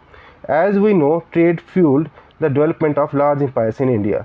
तो अब यही ट्रेड जो अब हम नेचुरल रिसोर्स को यूज़ करके करते थे, हमारे एंसेस्टर्स करते थे, हमारे पुराने राजा महाराजा करते थे, उससे क्या हुआ, उन्होंने बड़े बड़े एम्पायर बनाए, ठीक है। आगे चलते हैं। Nature does not pay attention to political boundaries. वही जो चीज़ मैंने आपको बताई थी, पॉलिटिकल बाउंड्रीज़ को नेचर से कुछ लेना देना नहीं है, है ना। हमारी नेचर को बोलना ये चाहिए कि हमारी नेचर को हमारी पॉलिटिकल बाउंड्रीज से कुछ लेना देना है नहीं। This leads to tension regarding the sharing of natural resources across state as well as countries. तो इस वजह से क्या दिक्कत होती है कि यूजली हमारी कंट्रीज़ में, है ना, अलग अलग नेशंस में कन्फ्लिक्ट्स हो जाते हैं, और खाली नेशंस में नहीं, कभी कभी स्टेट्स में भी हो जाते हैं किसी स्पेसिफिक नेचुरल रिसोर्स को लेके। जैसे आपने कई बार सुना होगा, दो स्टेट्स को के बीच में किसी वाटर बॉडी को लेके या रिवर को लेके कुछ कन्फ्लिक्ट चल रहे हैं, है ना। जैसे पंजाब में और हरियाणा में यूजली आपने सुना होगा चलता रहता है। तो ये नेचुरल रिसोर्सेज को लेके कन्फ्लिक्ट चलता रहता है। वैसे ही आपने देखा होगा इंडिया और पाकिस्तान में अगर हम बात करें तो इंडस रिवर को लेके चल रहे हैं, क्योंकि अब इंडस रिवर को तो पता नहीं है ना कि वो बाउंड्री है, इंडिया पाकिस्तान की बॉर्डर है, तो वो तो यहाँ से निकलते हुए पाकिस्तान जाती है, तो उसकी वजह से क्या होता है, कन्फ्लिक्ट्स होते रहते हैं, ठीक है। आगे देखते हैं। One example is the sharing of Kaveri river. देख लो, जो मैंने आपको बताया कि कावेरी रिवर का बात भी यहाँ पे कर रहा है, जो किस किस में कन्फ्लिक्ट रहता है, कर्नाटका, तमिलनाडु, केरला और पुदुचेरी में, ठीक है। Negotiations and deft management were required to maintain peace and fair sharing. तो ये सब चीज़ें नेगोशिएशन चाहिए होती हैं, कुछ मैनेजमेंट, डेफ्ट मैनेजमेंट वगैरह चाहिए होती है, ताकि क्या हो, पीस एंड फेयर शेयरिंग हो इन रिसोर्सेज की। Of course reaching such agreement between neighbouring countries is not so easy. अब स्टेट्स का मसला यहाँ पर तो चलो आपस में हो जाता है इनका जो नेगोशिएशन होता है, पर जब आप कंट्रीज़ की बात करते हो तो वहाँ पर इतना ईजी नहीं होता, वहाँ पे थोड़ा मुश्किल होता है ये सब, ठीक है। आगे चलते हैं। अब आता है यहाँ पे हमारा next topic, the natural resources curse. देखो, ये बहुत इंपॉर्टेंट टॉपिक है और बहुत इंटरेस्टिंग टॉपिक है। इसको हम यहाँ देखते हैं ये क्या है, द नेचुरल रिसोर्स कर्स, ठीक है। यहाँ आपकी एनसीईआरटी बोलती है कि क्या होता है natural resource curse. Having abundant natural resources does not guarantee economic prosperity. तो भाई साहब, ये मत सोचो आप कि आपके अगर एरिया में बहुत अच्छे खासे नेचुरल रिसोर्स हैं तो आपकी इकोनॉमिक डेवलपमेंट हो जाएगी या इकोनॉमिक ग्रोथ हो जाएगी, ऐसा मत सोचिए। क्यों? यहाँ पे बोलता है some regions rich in natural resources can experience slower economic growth and development, a phenomena economists call the natural resource curse or the paradox of plenty। देखो, यहाँ पर आपको मैं एक शॉर्टकट में समझाता हूँ ये क्या बोलना चाहता है। यहाँ ये बोल रहा है कि ऐसे बहुत सारे एरियाज़ होते हैं जहाँ पे आपको नेचुरल रिसोर्सेज की तो कोई कमी होती नहीं है, बहुत ज़्यादा अबंडेंट होते हैं, है ना, बहुत ज़्यादा होते हैं, पर वहाँ पे इकोनॉमिक ग्रोथ नहीं हो रही है वैसे, ठीक है। वहीं पर कुछ ऐसे एरियाज़ हैं जहाँ पर नेचुरल रिसोर्सेज की कमी है या नेचुरल रिसोर्सेज है ही नहीं, पर वहाँ पे क्या हो रहा है, अच्छी खासी इकोनॉमिक ग्रोथ हो रही है, अच्छी खासी डेवलपमेंट हो रही है। कैसे? फॉर एग्जांपल अगर हम इंडिया की बात करें स्पेसिफिकली, तो हम यहाँ ये देखेंगे कि जैसे कि हमारे, आप देख लो, अगर ये वाले जो रीजन है हमारा, झारखंड, छत्तीसगढ़, उड़ीसा, बिहार, तो यहाँ पर आपको ना नेचुरल रिसोर्सेज अच्छे खासे मिलते हैं, है ना, बहुत नेचुरल रिसोर्सेज मिलते हैं, पर यहाँ पर हमारी इकोनॉमिक डेवलपमेंट जो है, इकोनॉमिक जो ग्रोथ है वो उतनी अच्छी नहीं है। वहीं पर अगर आप बात करो मुंबई वाले एरिया की, गुजरात वाले एरिया की, तो वहाँ नेचुरल रिसोर्सेज उतने ज़्यादा नहीं है ना, पर वहाँ पर हमारी क्या है, अच्छी खासी इकोनॉमिक ग्रोथ है। तो इसी चीज़ को क्या बोलते हैं, नेचुरल रिसोर्स कर्स, ठीक है, नेचुरल रिसोर्स कर्स बोलते हैं। देखो, Put very simple, this means that often having plenty of natural resources does not automatically mean that a country is rich. Frequently, economies are unable to develop industries that convert the resources into product of higher values. The chapter factor of production in the later part of this book will give you an understanding of this. India has generally avoided the curse by investing in the development of such industries to meet our growth needs। तो यहाँ ये वही बता रहा है कि generally क्या होता है, economies are unable to develop industries. तो यहाँ पर दिक्कत क्या होती है कि आप जब वहाँ ऐसे एरियाज़ में जहाँ पे रिसोर्सेज हैं, वहाँ पे आपकी इकोनॉमिक ग्रोथ होगी कैसे? इकोनॉमिक ग्रोथ के लिए आपको वहाँ पर चाहिए होंगी इंडस्ट्रीज़, और जब आप वहाँ इंडस्ट्रीज़ बनाने में फेल हो जाते हो तो आप क्या कर सकते हो, जो पोटेंशियल होता है उस एरिया का नेचुरल रिसोर्सेज का, उसको आप यूटिलाइज़ नहीं कर पाते हो, उसको आप इस्तेमाल नहीं कर पाते हो, और जब इस्तेमाल नहीं कर पाते हो तो उसको आप कन्वर्ट नहीं कर पाते हो किस चीज़ में, इकोनॉमिक ग्रोथ में, ठीक है। यानी कि देखो, मैं इसको इतने हैवी वर्ड्स यूज़ नहीं करूँगा, आपके लिए सिंपल कर देता हूँ कि यानी कि जब वहाँ पे नेचुरल रिसोर्सेज हैं तो आपके लिए ज़रूरी है कि आप वहाँ पे क्या बनाओ, इंडस्ट्रीज़ बनाओ, ताकि उन नेचुरल रिसोर्सेज को आप कन्वर्ट कर पाओ ऐसे रिसोर्सेज में जो आपके इकोनॉमिक ग्रोथ में जो है हेल्प कर पाए। पर जब आप इंडस्ट्रीज़ नहीं बनाते हो तो वो नेचुरल रिसोर्सेज जो होते हैं वो उन चीज़ों में कन्वर्ट ही नहीं हो पाएंगे जिससे आपको फ़ायदा होगा, पैसे कमाओगे, तो आपकी इकोनॉमिक ग्रोथ नहीं होगी। तो इसलिए यहाँ पर यह बता रहा है कि इकोनॉमिक ग्रोथ के लिए इंडस्ट्रीज़ बनाना, इन्वेस्टमेंट करना उन एरियाज़ में बहुत ज़रूरी है, और इंडिया ने जो है इस इन्वेस्टमेंट को किया है, तभी जो है यहाँ इन एरियाज़ में जो है ग्रोथ हो रही है, जो यहाँ पर अपनी ज़रूरतें हैं ये लोग पूरी कर पा रहे हैं, ठीक है। आगे बात करता है, however the challenge of balancing resource extraction with sustainability remains. पर यहाँ पर एक चैलेंज अभी भी है कि आप जो सस्टेनेबल तरीके से इन रिसोर्सेज की एक्सट्रैक्शन करो, है ना, इनको निकालो एक सस्टेनेबल तरीके से। Understanding and managing natural resources is a valuable starting point, but human knowledge good governance and strategic planning determines whether they become lasting benefits और टेम्परेरी विंडफॉल्स।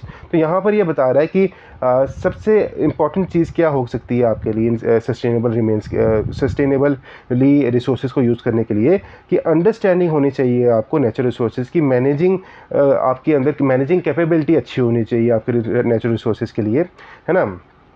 और बट ह्यूमन नॉलेज और good governance and strategic planning जो है determine करती हैं कि अब देखो यहाँ पर डिपेंड क्या करता है, डिपेंड ये करता है कि आपके पास जो नॉलेज है, आपके पास जो स्किल्स हैं, आपकी गवर्नमेंट जो है किस तरह से काम कर रही है कि आप जो इन रिसोर्सेज से बेनिफिट उठा सकते हो वो लॉन्ग टर्म चलेंगे, ठीक है, या फिर उनको थोड़े से टाइम में जो है वो फुस हो जाएंगे, है ना। जैसे वो वाला बैलून होता है या बम होता है ना, फूसी, जिसको हम बोलते हैं फूसी बम, जो एकदम से फुस हो जाता है। तो अब यहाँ पर क्या है कि ये आपके गवर्नमेंट पे या आपके नॉलेज पे डिपेंड करेगा या आपके स्ट्रेटजीज़ पे डिपेंड करेगा कि आप उन रिसोर्सेज को लॉन्ग टर्म तक लेके चलो या फिर उसको शॉर्ट टर्म में ख़त्म कर दो। ठीक है, आगे देखते हैं। अब हमारा टॉपिक है responsible and wise use of natural resource. देखो यहाँ ये हमें क्या बोल रहा है, ये बोल रहा है कि sustaining life on earth requires that we respect nature and use natural resources in a way that enables the restoration and regeneration of natural resources and the responsible and judicious use of non-renewable ones। देखो बहुत simple सी बात है, यहाँ पे ये आपको बोल रहा है भाई साहब, देखो अगर आपको समझदारी से काम करना है, अगर आपको नेचुरल रिसोर्सेज को अपने बचाना है तो आपको बड़े रिस्पॉन्सिबल होकर, बड़ा समझदार होकर नेचुरल रिसोर्सेज को यूज़ करना पड़ेगा, है ना। ये कह रहा है कि सस्टेनिंग लाइफ ऑन अर्थ जो है ना, अगर आपको लाइफ को सस्टेन करना है अर्थ पर, अगर आपको ये देखना है कि आपके आने वाली पीढ़ियां भी जो हैं अच्छे से रह पाएँ अर्थ पर, तो आपको रिस्पेक्ट करना पड़ेगा नेचर को, आपको रिस्पेक्ट करना पड़ेगा नेचुरल रिसोर्सेज को, उनके यूज़ को सही ढंग से करना पड़ेगा, सो डैट इस तरीके से उनको यूज़ करना पड़ेगा कि वो अपने आप को जो नेचुरल रिसोर्सेज हैं वो अपने आप को क्या कर पाए, रीस्टोर कर पाए और रीजनरेट कर पाए। अगर हम बात करें रिन्यूएबल नेचुरल रिसोर्सेज की, है ना, रिन्यूएबल जो रिसोर्सेज हैं जो अपने आप को रिन्यू कर सकते हैं, उनको ये इतना टाइम देना पड़ेगा कि वो अपने आप को रीस्टोर कर सकें, अपने आप को रीजनरेट कर सकें। ठीक है, उनको उसी स्पीड में हमें यूज़ करना पड़ेगा कि उनको साथ साथ में जिस स्पीड में हम कर रहे हैं उसी स्पीड में अपने आप को रिस्टोर भी कर रहे हैं, अगर हम रिन्यूएबल की बात करें। और जो हम नॉन रिन्यूएबल की बात करें तो उनको बहुत ज़्यादा हमें रिस्पॉन्सिबल बनकर, बहुत ज़्यादा जुडिशियस मैनर में, बहुत समझदारी से उनको यूज़ करना पड़ेगा, इस तरीके से कि उनकी स्पीड जो है वो एकदम से, अगर वो फॉर एग्जांपल 200-300 साल चलने वाले हैं तो ऐसा ना हो जाए कि 10 साल में ख़त्म हो जाए, तो एक तरीके से उनको यूज़ करना पड़ेगा। ठीक है, आगे क्या बोल रहा है, scientist studying these aspects have warned that the irresponsible treatment of natural resources had led to pollution। तो साइंटिस्ट कह रहे हैं कि अब इसके जो हम गलत तरीके से, इररिस्पॉन्सिबल तरीके से जो नेचुरल रिसोर्सेज को यूज़ कर रहे हैं, इससे पोल्यूशन की प्रॉब्लम भी बहुत ज़्यादा हो रही है। उसकी वजह से क्या हो रहा है, बायोडाइवर्सिटी लॉस भी बहुत हो रहा है, क्लाइमेट चेंज होना स्टार्ट हो गया, which has been taking place at an increase pace in the recent year. और इन रिसेंट ईयर्स की बात करें, पिछले कुछ सालों की बात करें, तो ये जो प्रॉब्लम काफ़ी ज़्यादा तेज़ी से बढ़ना स्टार्ट हो गई हैं। ठीक है, और बायोडाइवर्सिटी का यहाँ पे आपको बताया, बायोडाइवर्सिटी लॉस क्या होता है, the decline in the variety of life on अर्थ। देखो अगला टॉपिक क्या कहता है, restoration and regeneration of renewable resources. इसको हम देखेंगे यहाँ पर, इसका मतलब क्या है। ये यहाँ ये बता रहा है कि here are 2 examples of how we are pushing the use of natural resources beyond their capacity to regenerate. तो यहाँ ये बात कर रहा है कि हम किस तरह से, इंसान जो है, ह्यूमन बीइंग जो है, किस तरह से नेचुरल रिसोर्सेज पे इतना प्रेशर डाल रहा है कि वो उसकी जो स्पीड है रीजनरेट करने की, जिस पेस से वो अपने आप को रीजनरेट कर सकती है कोई भी नेचुरल रिसोर्स, उससे ज़्यादा स्पीड से हम उसको यूज़ कर रहे हैं। ठीक है, फॉर एग्जांपल यहाँ पे एक एग्जांपल मैं आपको देना चाहता हूँ। अगर आप बात करो पानी की, ठीक है, वाटर लेवल की या ग्राउंड वाटर की, तो अब फॉर एग्जांपल एक, अब ग्राउंड वाटर बनता कैसे है, ग्राउंड में वाटर जाता कैसे है, बारिश से, है ना। बारिश होती है, वो वहाँ से मिट्टी में पानी जाएगा, मिट्टी से सीप अप करेगा, सीप करके जो होगा पानी जो होगा अंदर चला जाएगा अंडरग्राउंड वाटर पे। तो अब यहाँ पर क्या होगा, देखो हो सकता है किसी एरिया में इरिगेशन के लिए पानी निकालना, ट्यूबवेल लगाए हो पानी निकालने के लिए। अब एग्जांपल ले रहा हूँ मैं, खाली एग्जांपल के तौर पे हम समझ रहे हैं इसको कि एक एरिया में 10 लीटर पानी जो है वो ग्राउंड वाटर जो है 10 लीटर है, ठीक है, 10 लीटर के पास जो है ग्राउंड वाटर है वहाँ पर। अब आप क्या कर रहे हो, वहाँ से निकाल रहे हो, आप पानी निकाल रहे हो, और किस कैपेसिटी में निकाल रहे हो, आप निकाल रहे हो फॉर एग्जांपल 8 लीटर जो है पानी आप निकाल लेते हो, या फिर आप मान लीजिए 4 लीटर पानी जो है आप निकाल लेते हो वहाँ से, और वहाँ पे पानी जो बारिश से रिस्टोर होने की कैपेसिटी है वो है 3 लीटर।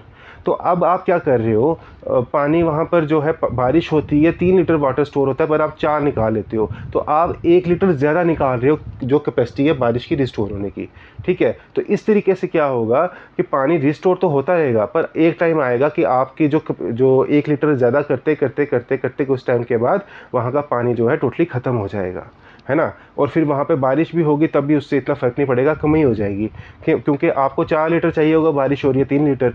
तो इस तरह से ये हम क्या कर रहे हैं, जो कैपेसिटी है उस जगह की अपने आप को रिस्टोर करने की, रीजनरेट करने की, रिप्लेनिश करने की, वो आप ख़त्म कर रहे हो, ठीक है। Many farmers in our country extracted ground water for irrigation purpose, ठीक है। वही एग्जांपल जो मैंने आपको दी है कि बहुत सारे फार्मर्स क्या करते हैं, इरीगेशन के लिए पानी निकालते हैं ग्राउंड वाटर से। In most states extraction rate is greater than the rate at which the water table is replenished.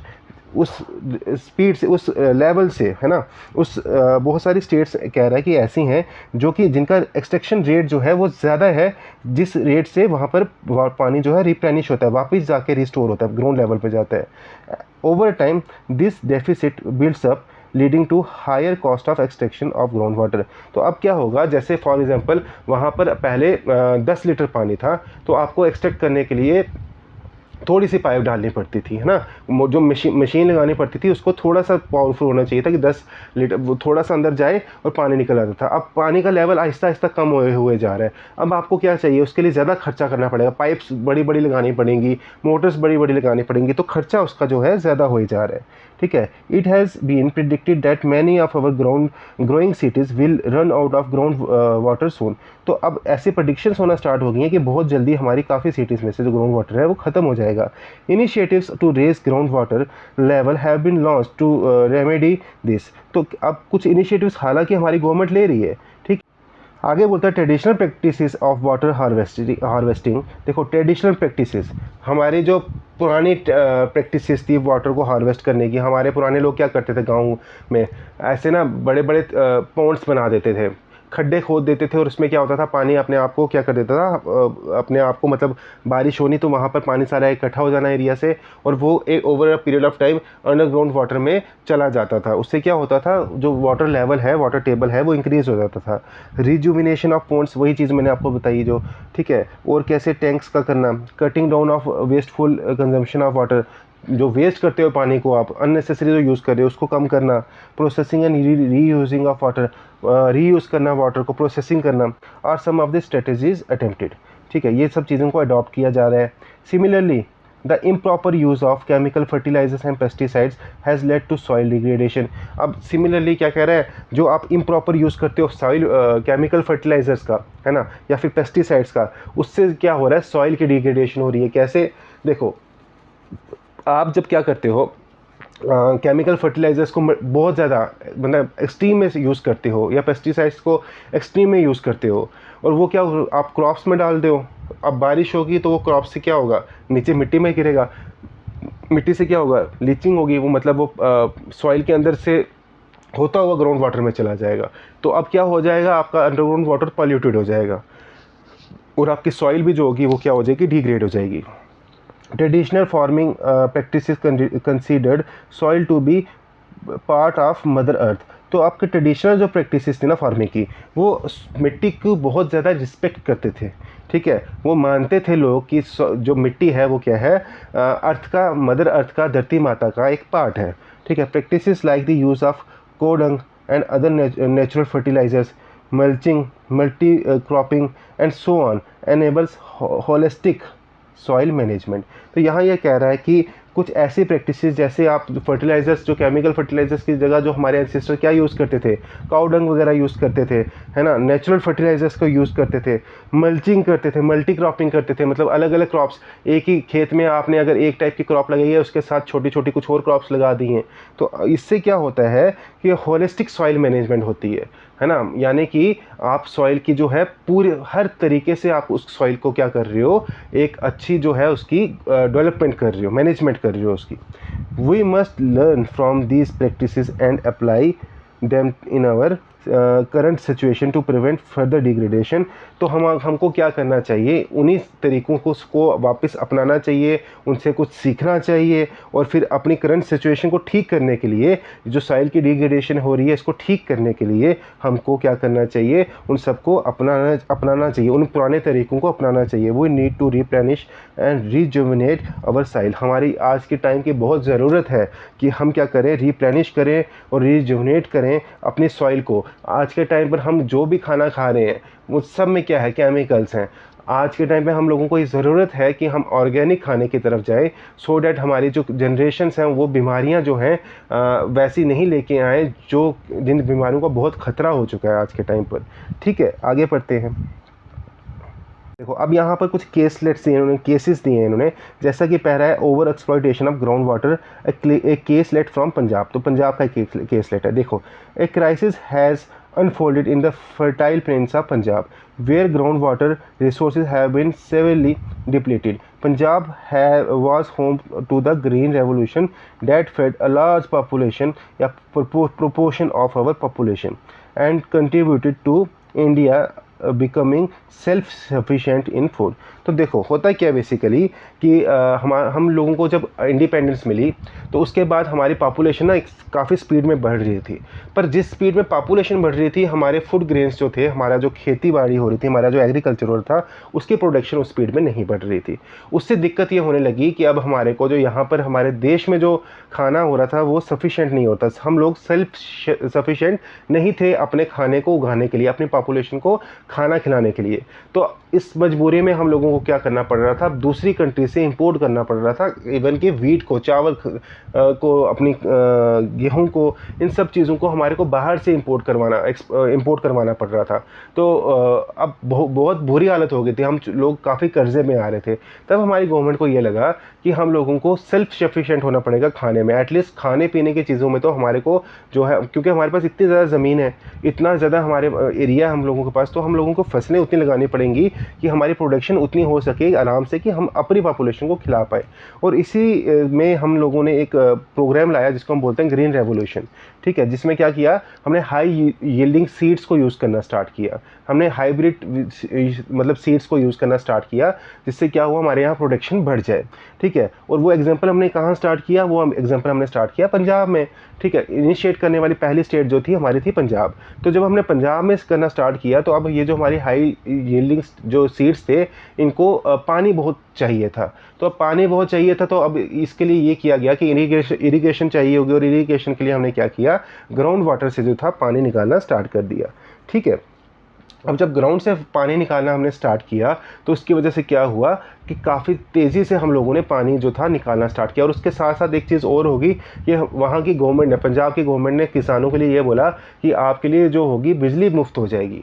तो अब पानी निकालते कैसे थे, वो मोटर यूज़ करते थे, और मोटर की जब बिजली उनके लिए मुफ्त हो गई, तो उनको इतनी मतलब वो टेंशन ही नहीं रही कि वो क्या करें, पानी को थोड़ा सा मतलब जुडिशियस मैनर में यूज़ करें। तो वो हर टाइम चलता रहता था पानी, है ना, और वो वेस्ट हो रहा था। इस वजह से क्या हुआ, ग्राउंड वाटर जो था लेवल काफ़ी डाउन होना शुरू हो गया पंजाब में। ठीक है, ये सारी स्टोरी है इस केस में। फिर भी हम एक बार थोड़ा सा इसको स्टडी कर लेते हैं। Today the same state faces issues of sustainability. जो एक टाइम पर हम लोगों को खाना खिला रहा था स्टेट पंजाब, वो क्या कर रहा है, आज सस्टेनेबिलिटी के लिए तरस रहा है। Nature has been exploited beyond the regeneration. अब जिस मतलब वही चीज़ आ गई, आप उस स्पीड से पानी को यूज़ कर रहे थे जिस स्पीड से वो अपने आप को रीजनरेट कर ही नहीं सकते। ठीक है, at least in the short term ये चीज़ की बहुत दिक्कत हो रही थी। However this concern is not particular to Punjab, it affects many other state. तो खाली पंजाब की प्रॉब्लम नहीं है, बहुत सारी और स्टेट्स में भी ये दिक्कत हुई है। In the 1960s farmer shifted, वही चीज़ जो मैंने आपको बताई है, high yielding variety of weeds में और पैडी में शिफ्ट हो गए, और उस सबसे ये दिक्कत होना यहाँ स्टार्ट हो गई। यहाँ पर ये सारे जो है केस वही बताया है मैंने आपको, जो सुना दिया, जो लिखा हुआ है यहाँ पर। ठीक है, आगे चलते हैं। ऑलमोस्ट 80% ऑफ एरिया है, ये कुछ नंबर्स देख लेते हैं। Almost 80% of the area Punjab has been classified as over exploited. तो अब 80% जो एरिया है पंजाब का, उसको ये बोल दिया गया है कि वहाँ पे पानी की ऑलमोस्ट जो है ख़त्म हो गया है ना, ओवर एक्सप्लॉइट किया कर दिया गया पानी को। In other words, we have drawn water at a rate much greater than at which restoration and rejuvenation of ground water is possible. तो उस स्पीड से ज़्यादा हमने, जिससे अपने आप को रीजनरेट कर पाए, उससे ज़्यादा हमने वहाँ का पानी निकाल दिया। We have seen that food security was ensured for the short term. तो अब शॉर्ट टर्म के लिए तो हमने फूड सिक्योरिटी को कर लिया है, but long term consequences will take time and efforts to heal. तो अब इसको लॉन्ग टर्म जो एफर्ट्स हमारे को कुछ काम करना पड़ेगा, ताकि इसके अपने आप को इसके जो कॉन्सिक्वेंसेज हो सकते हैं उससे बचा सकें। ठीक है, ये देखो यहाँ पे आपको बताया, मैप एक बताया जिसमें रेड जो है उसमें बताया कि कितना पानी जो है कम हो गया है ना, ये सब चीज़ें यहाँ पर है। चलो आगे चलते हैं। अब सीमेंट का एक केसलेट यहाँ पे है, द केसलेट ऑफ सीमेंट। देखो यहाँ पे हम क्या देखते हैं, we can not imagine life without cement. Cement के बिना हमारी जो है लाइफ हम इमेजिन भी नहीं कर सकते आज के टाइम में। ठीक है, पहले टाइम में कर सकते थे, पर आज के टाइम में our houses, schools, hospitals, other buildings, bridges, roads, airports, सब के लिए हमारे को क्या चाहिए, हमें चाहिए सीमेंट। ठीक है, दिस प्रोडक्शन ऑफ सीमेंट, यहाँ करता हूँ, हाँ, this production of cement has been listed as one of the most polluting industries. तो जो सीमेंट की इंडस्ट्री है ना, इसको ये माना जाता है कि दुनिया की जो सबसे ज़्यादा पोल्यूटेड इंडस्ट्रीज है उनमें से एक है। The process of production releases fine dust that enters our lungs and those of animals, damaging them, settling on leaves of plants, decreasing their yields and cause soil and water pollution too. तो इससे cement की industry से क्या होता है, कुछ बड़े fine particles निकलते हैं जो हमारे नाक से हमारे लंग्स में चले जाते हैं, जानवरों के लंग्स में चले जाते हैं, और क्या करते हैं, डैमेज कर देते हैं उनको। प्लांट्स के पत्तों पे बैठ जाता है सीमेंट, और फिर क्या होता है, उनकी जो यील्डिंग कैपेसिटी है उसको डिक्रीज़ कर देता है ना। सॉइल पे गिरता है तो सॉइल की जो मतलब डिग्रेडेट कर देता है उसको, सॉइल को पल्यूट कर देता है सॉइल को, और वाटर को भी क्या कर देता है, पल्यूट कर देता है। ठीक है, द सेंट्रल पोल्यूशन एक second, the central pollution control board has created guidelines for cement factories to ensure the pollution in minimized and eliminated। तो यहाँ पर एक बोर्ड बनाया गया है जिसका नाम है सेंट्रल पोल्यूशन कंट्रोल बोर्ड, जिसने गाइडलाइंस दी हैं कि किस तरह से सीमेंट इंडस्ट्रीज़ को काम करना चाहिए, सो डैट जो पोल्यूशन है उसको कम से कम किया जाए या फिर ख़त्म कर दिया जाए। ठीक है,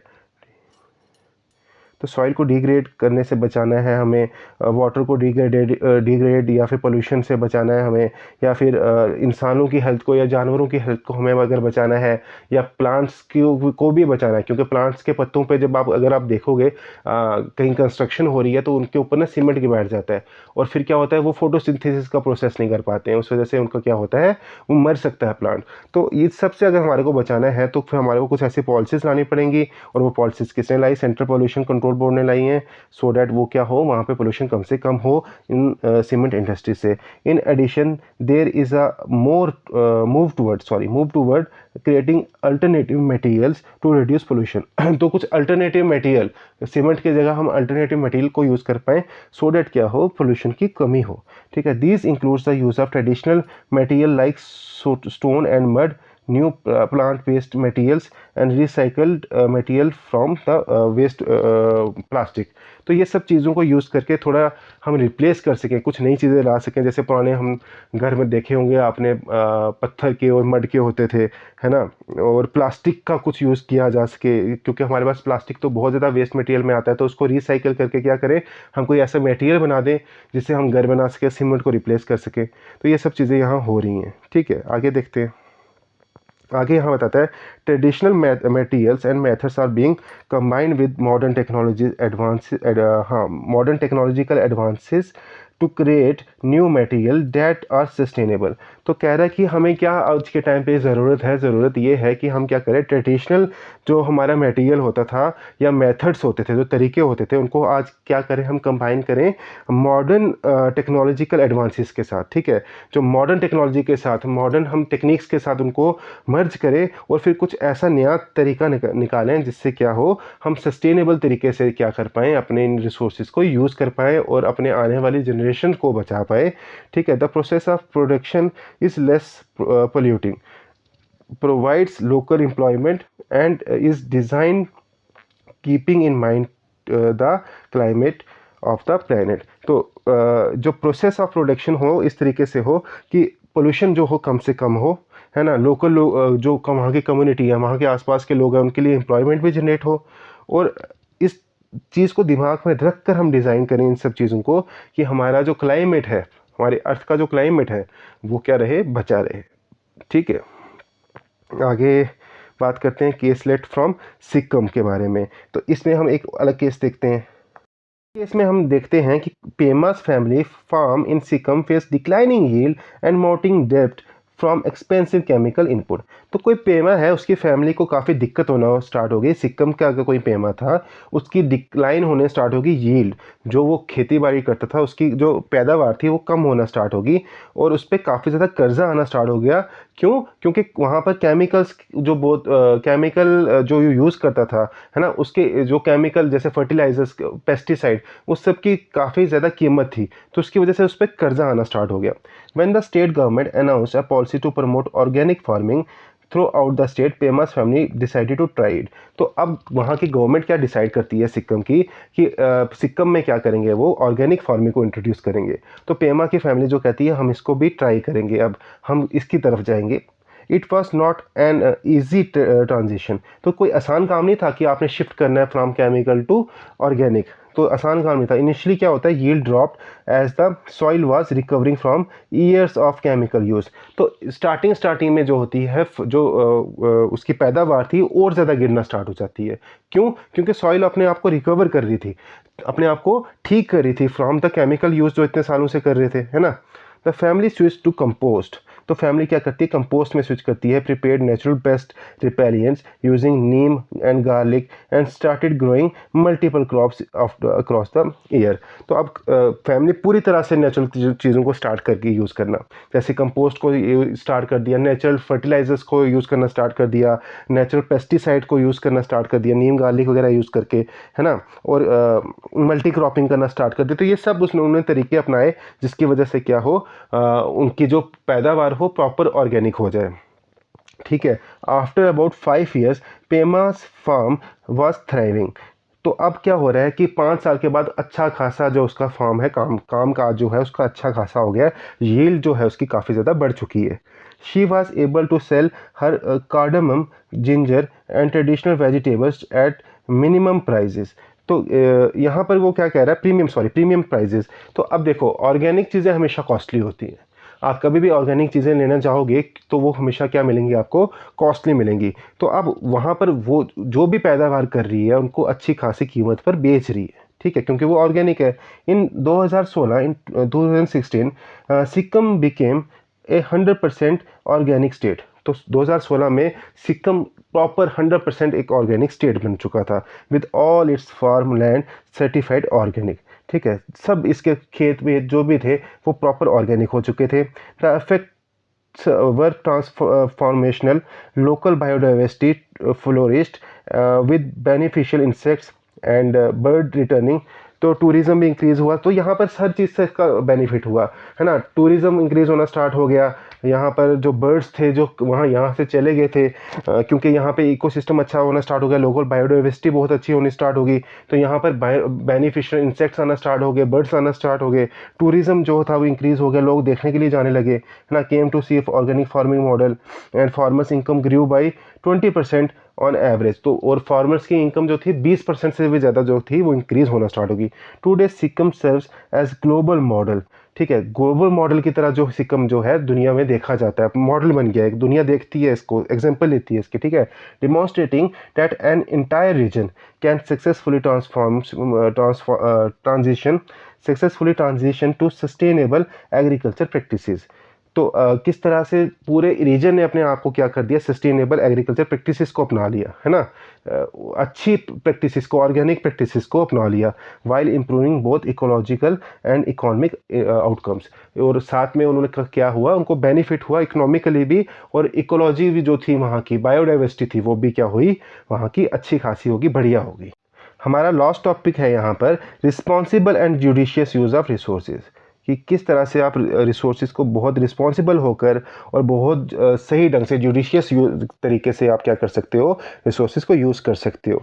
इन the case of non renewable we need to ensure that we use the resource so that they can last long enough for humanity to find more sustainable alternatives.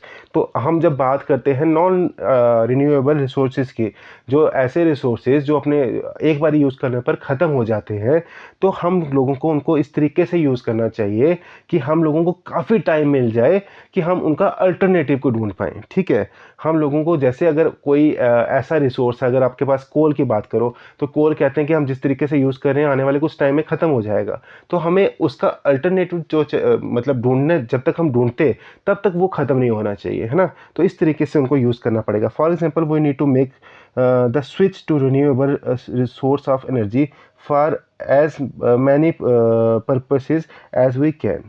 ठीक है, वही चीज़ें मैंने आपको बताई है।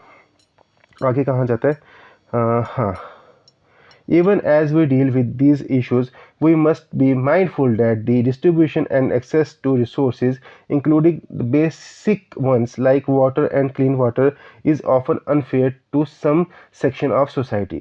कहता है कि यहाँ पर हमारे को दिमाग में एक और चीज़ रखनी पड़ेगी, वो क्या है कि even as we deal with these issues we must be mindful that the distribution and access to resources including basic ones, जो basic one resources भी है ना, जो जैसे पानी है, हवा है, ये भी क्या होता है, कई बार अनफेयर होता है इसका डिस्ट्रीब्यूशन, कि कुछ सोसाइटी को जो है इसको बहुत साफ़ पानी मिल रहा है और कुछ सोसाइटीज़ को गंदा पानी मिल रहा है।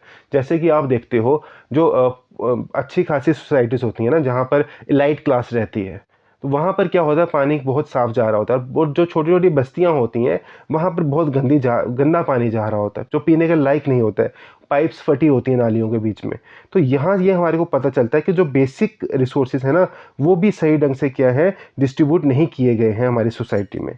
इन cities many areas do not receive adequate and regular supply of drinking water. ठीक है, वही चीज़ मैंने आपको बताई थी। Air pollution caused by industries and excessive use of fossil fuels affects those who are unable to protect themselves from these hazards। तो अब दिल्ली विल्ली देख लो आप, कितना पोल्यूशन हो रहा है वहाँ पे, कितनी दिक्कत हो रही है लोगों के लिए, है ना। We must remember our relationship with nature, हमारे को अपनी रिलेशनशिप जो है नेचर के साथ याद रखनी चाहिए, ध्यान में रखना चाहिए। And act as a stewards of nature resources toward restoration, regeneration and sustainability. और हमारे को इस तरफ काम करना चाहिए कि हम किस तरह से रिसोर्सेज को रिस्टोर कर सके, रीजनरेट कर सके और उनको सस्टेनेबल तरीके से काम कर पाएँ। आगे कोट कर रहा है भगवत गीता को, the Bhagavad Gita refers to लोक संग्रह। ठीक है, लोक संग्रह, the idea that everyone must transcend personal desires and act for the well-being of all। तो यहाँ पर ये जो भगवत गीता का ये रेफ़र किया उन्होंने, लोक संग्रह, इसका मतलब क्या होता है कि हर इंसान को अपने आप के मतलब मतलबी नहीं होना चाहिए, अपने सेल्फ जो क्या कहते हैं उसको, डिज़ायर्स जो हैं, सेल्फ डिज़ायर्स हैं, उनसे उठकर, है ना, उसको अपने पर्सनल डिज़ायर से उठकर लोग सबका भला हो, है ना, हर प्राणी का भला हो, हर किसी का भला हो, उस तरफ जाना चाहिए। और सबके लिए जब आप सोचना स्टार्ट करोगे तभी आप क्या करोगे, जो है सेल्फिश होकर रिसोर्सेज को यूज़ नहीं करोगे और आप सस्टेनेबल तरीके से रिसोर्सेज को यूज़ कर पाओगे। Has the time come for us to consider this seriously. और ये हमारे के लिए हम लोगों के लिए हाई टाइम है कि हम इन चीज़ों को सीरियसली लें और अपने नेचुरल रिसोर्सेज को बचाएं, सो डैट क्या हो, हमारा एनवायरनमेंट भी बचे और हमारी आने वाली जनरेशन्स भी जो हैं वो उनके लिए मुश्किल समय नहीं आए, वो भी ऐसे ही आराम से रह पाएँ जैसे हम लोग रह रहे हैं। तो यहाँ बेटा आपका चैप्टर ये होता है ख़त्म। आई होप कि आप लोगों को मज़ा आया होगा पढ़ने में, समझ भी आया होगा, क्योंकि मैंने बहुत अच्छे से पढ़ाने की कोशिश की है। और अगर आपको मज़ा आया है, समझ आया है, तो मेरे चैनल को लाइक कीजिए, सब्सक्राइब कीजिए और अपने दोस्तों के साथ शेयर करना मत भूलिएगा। Take care, bye bye.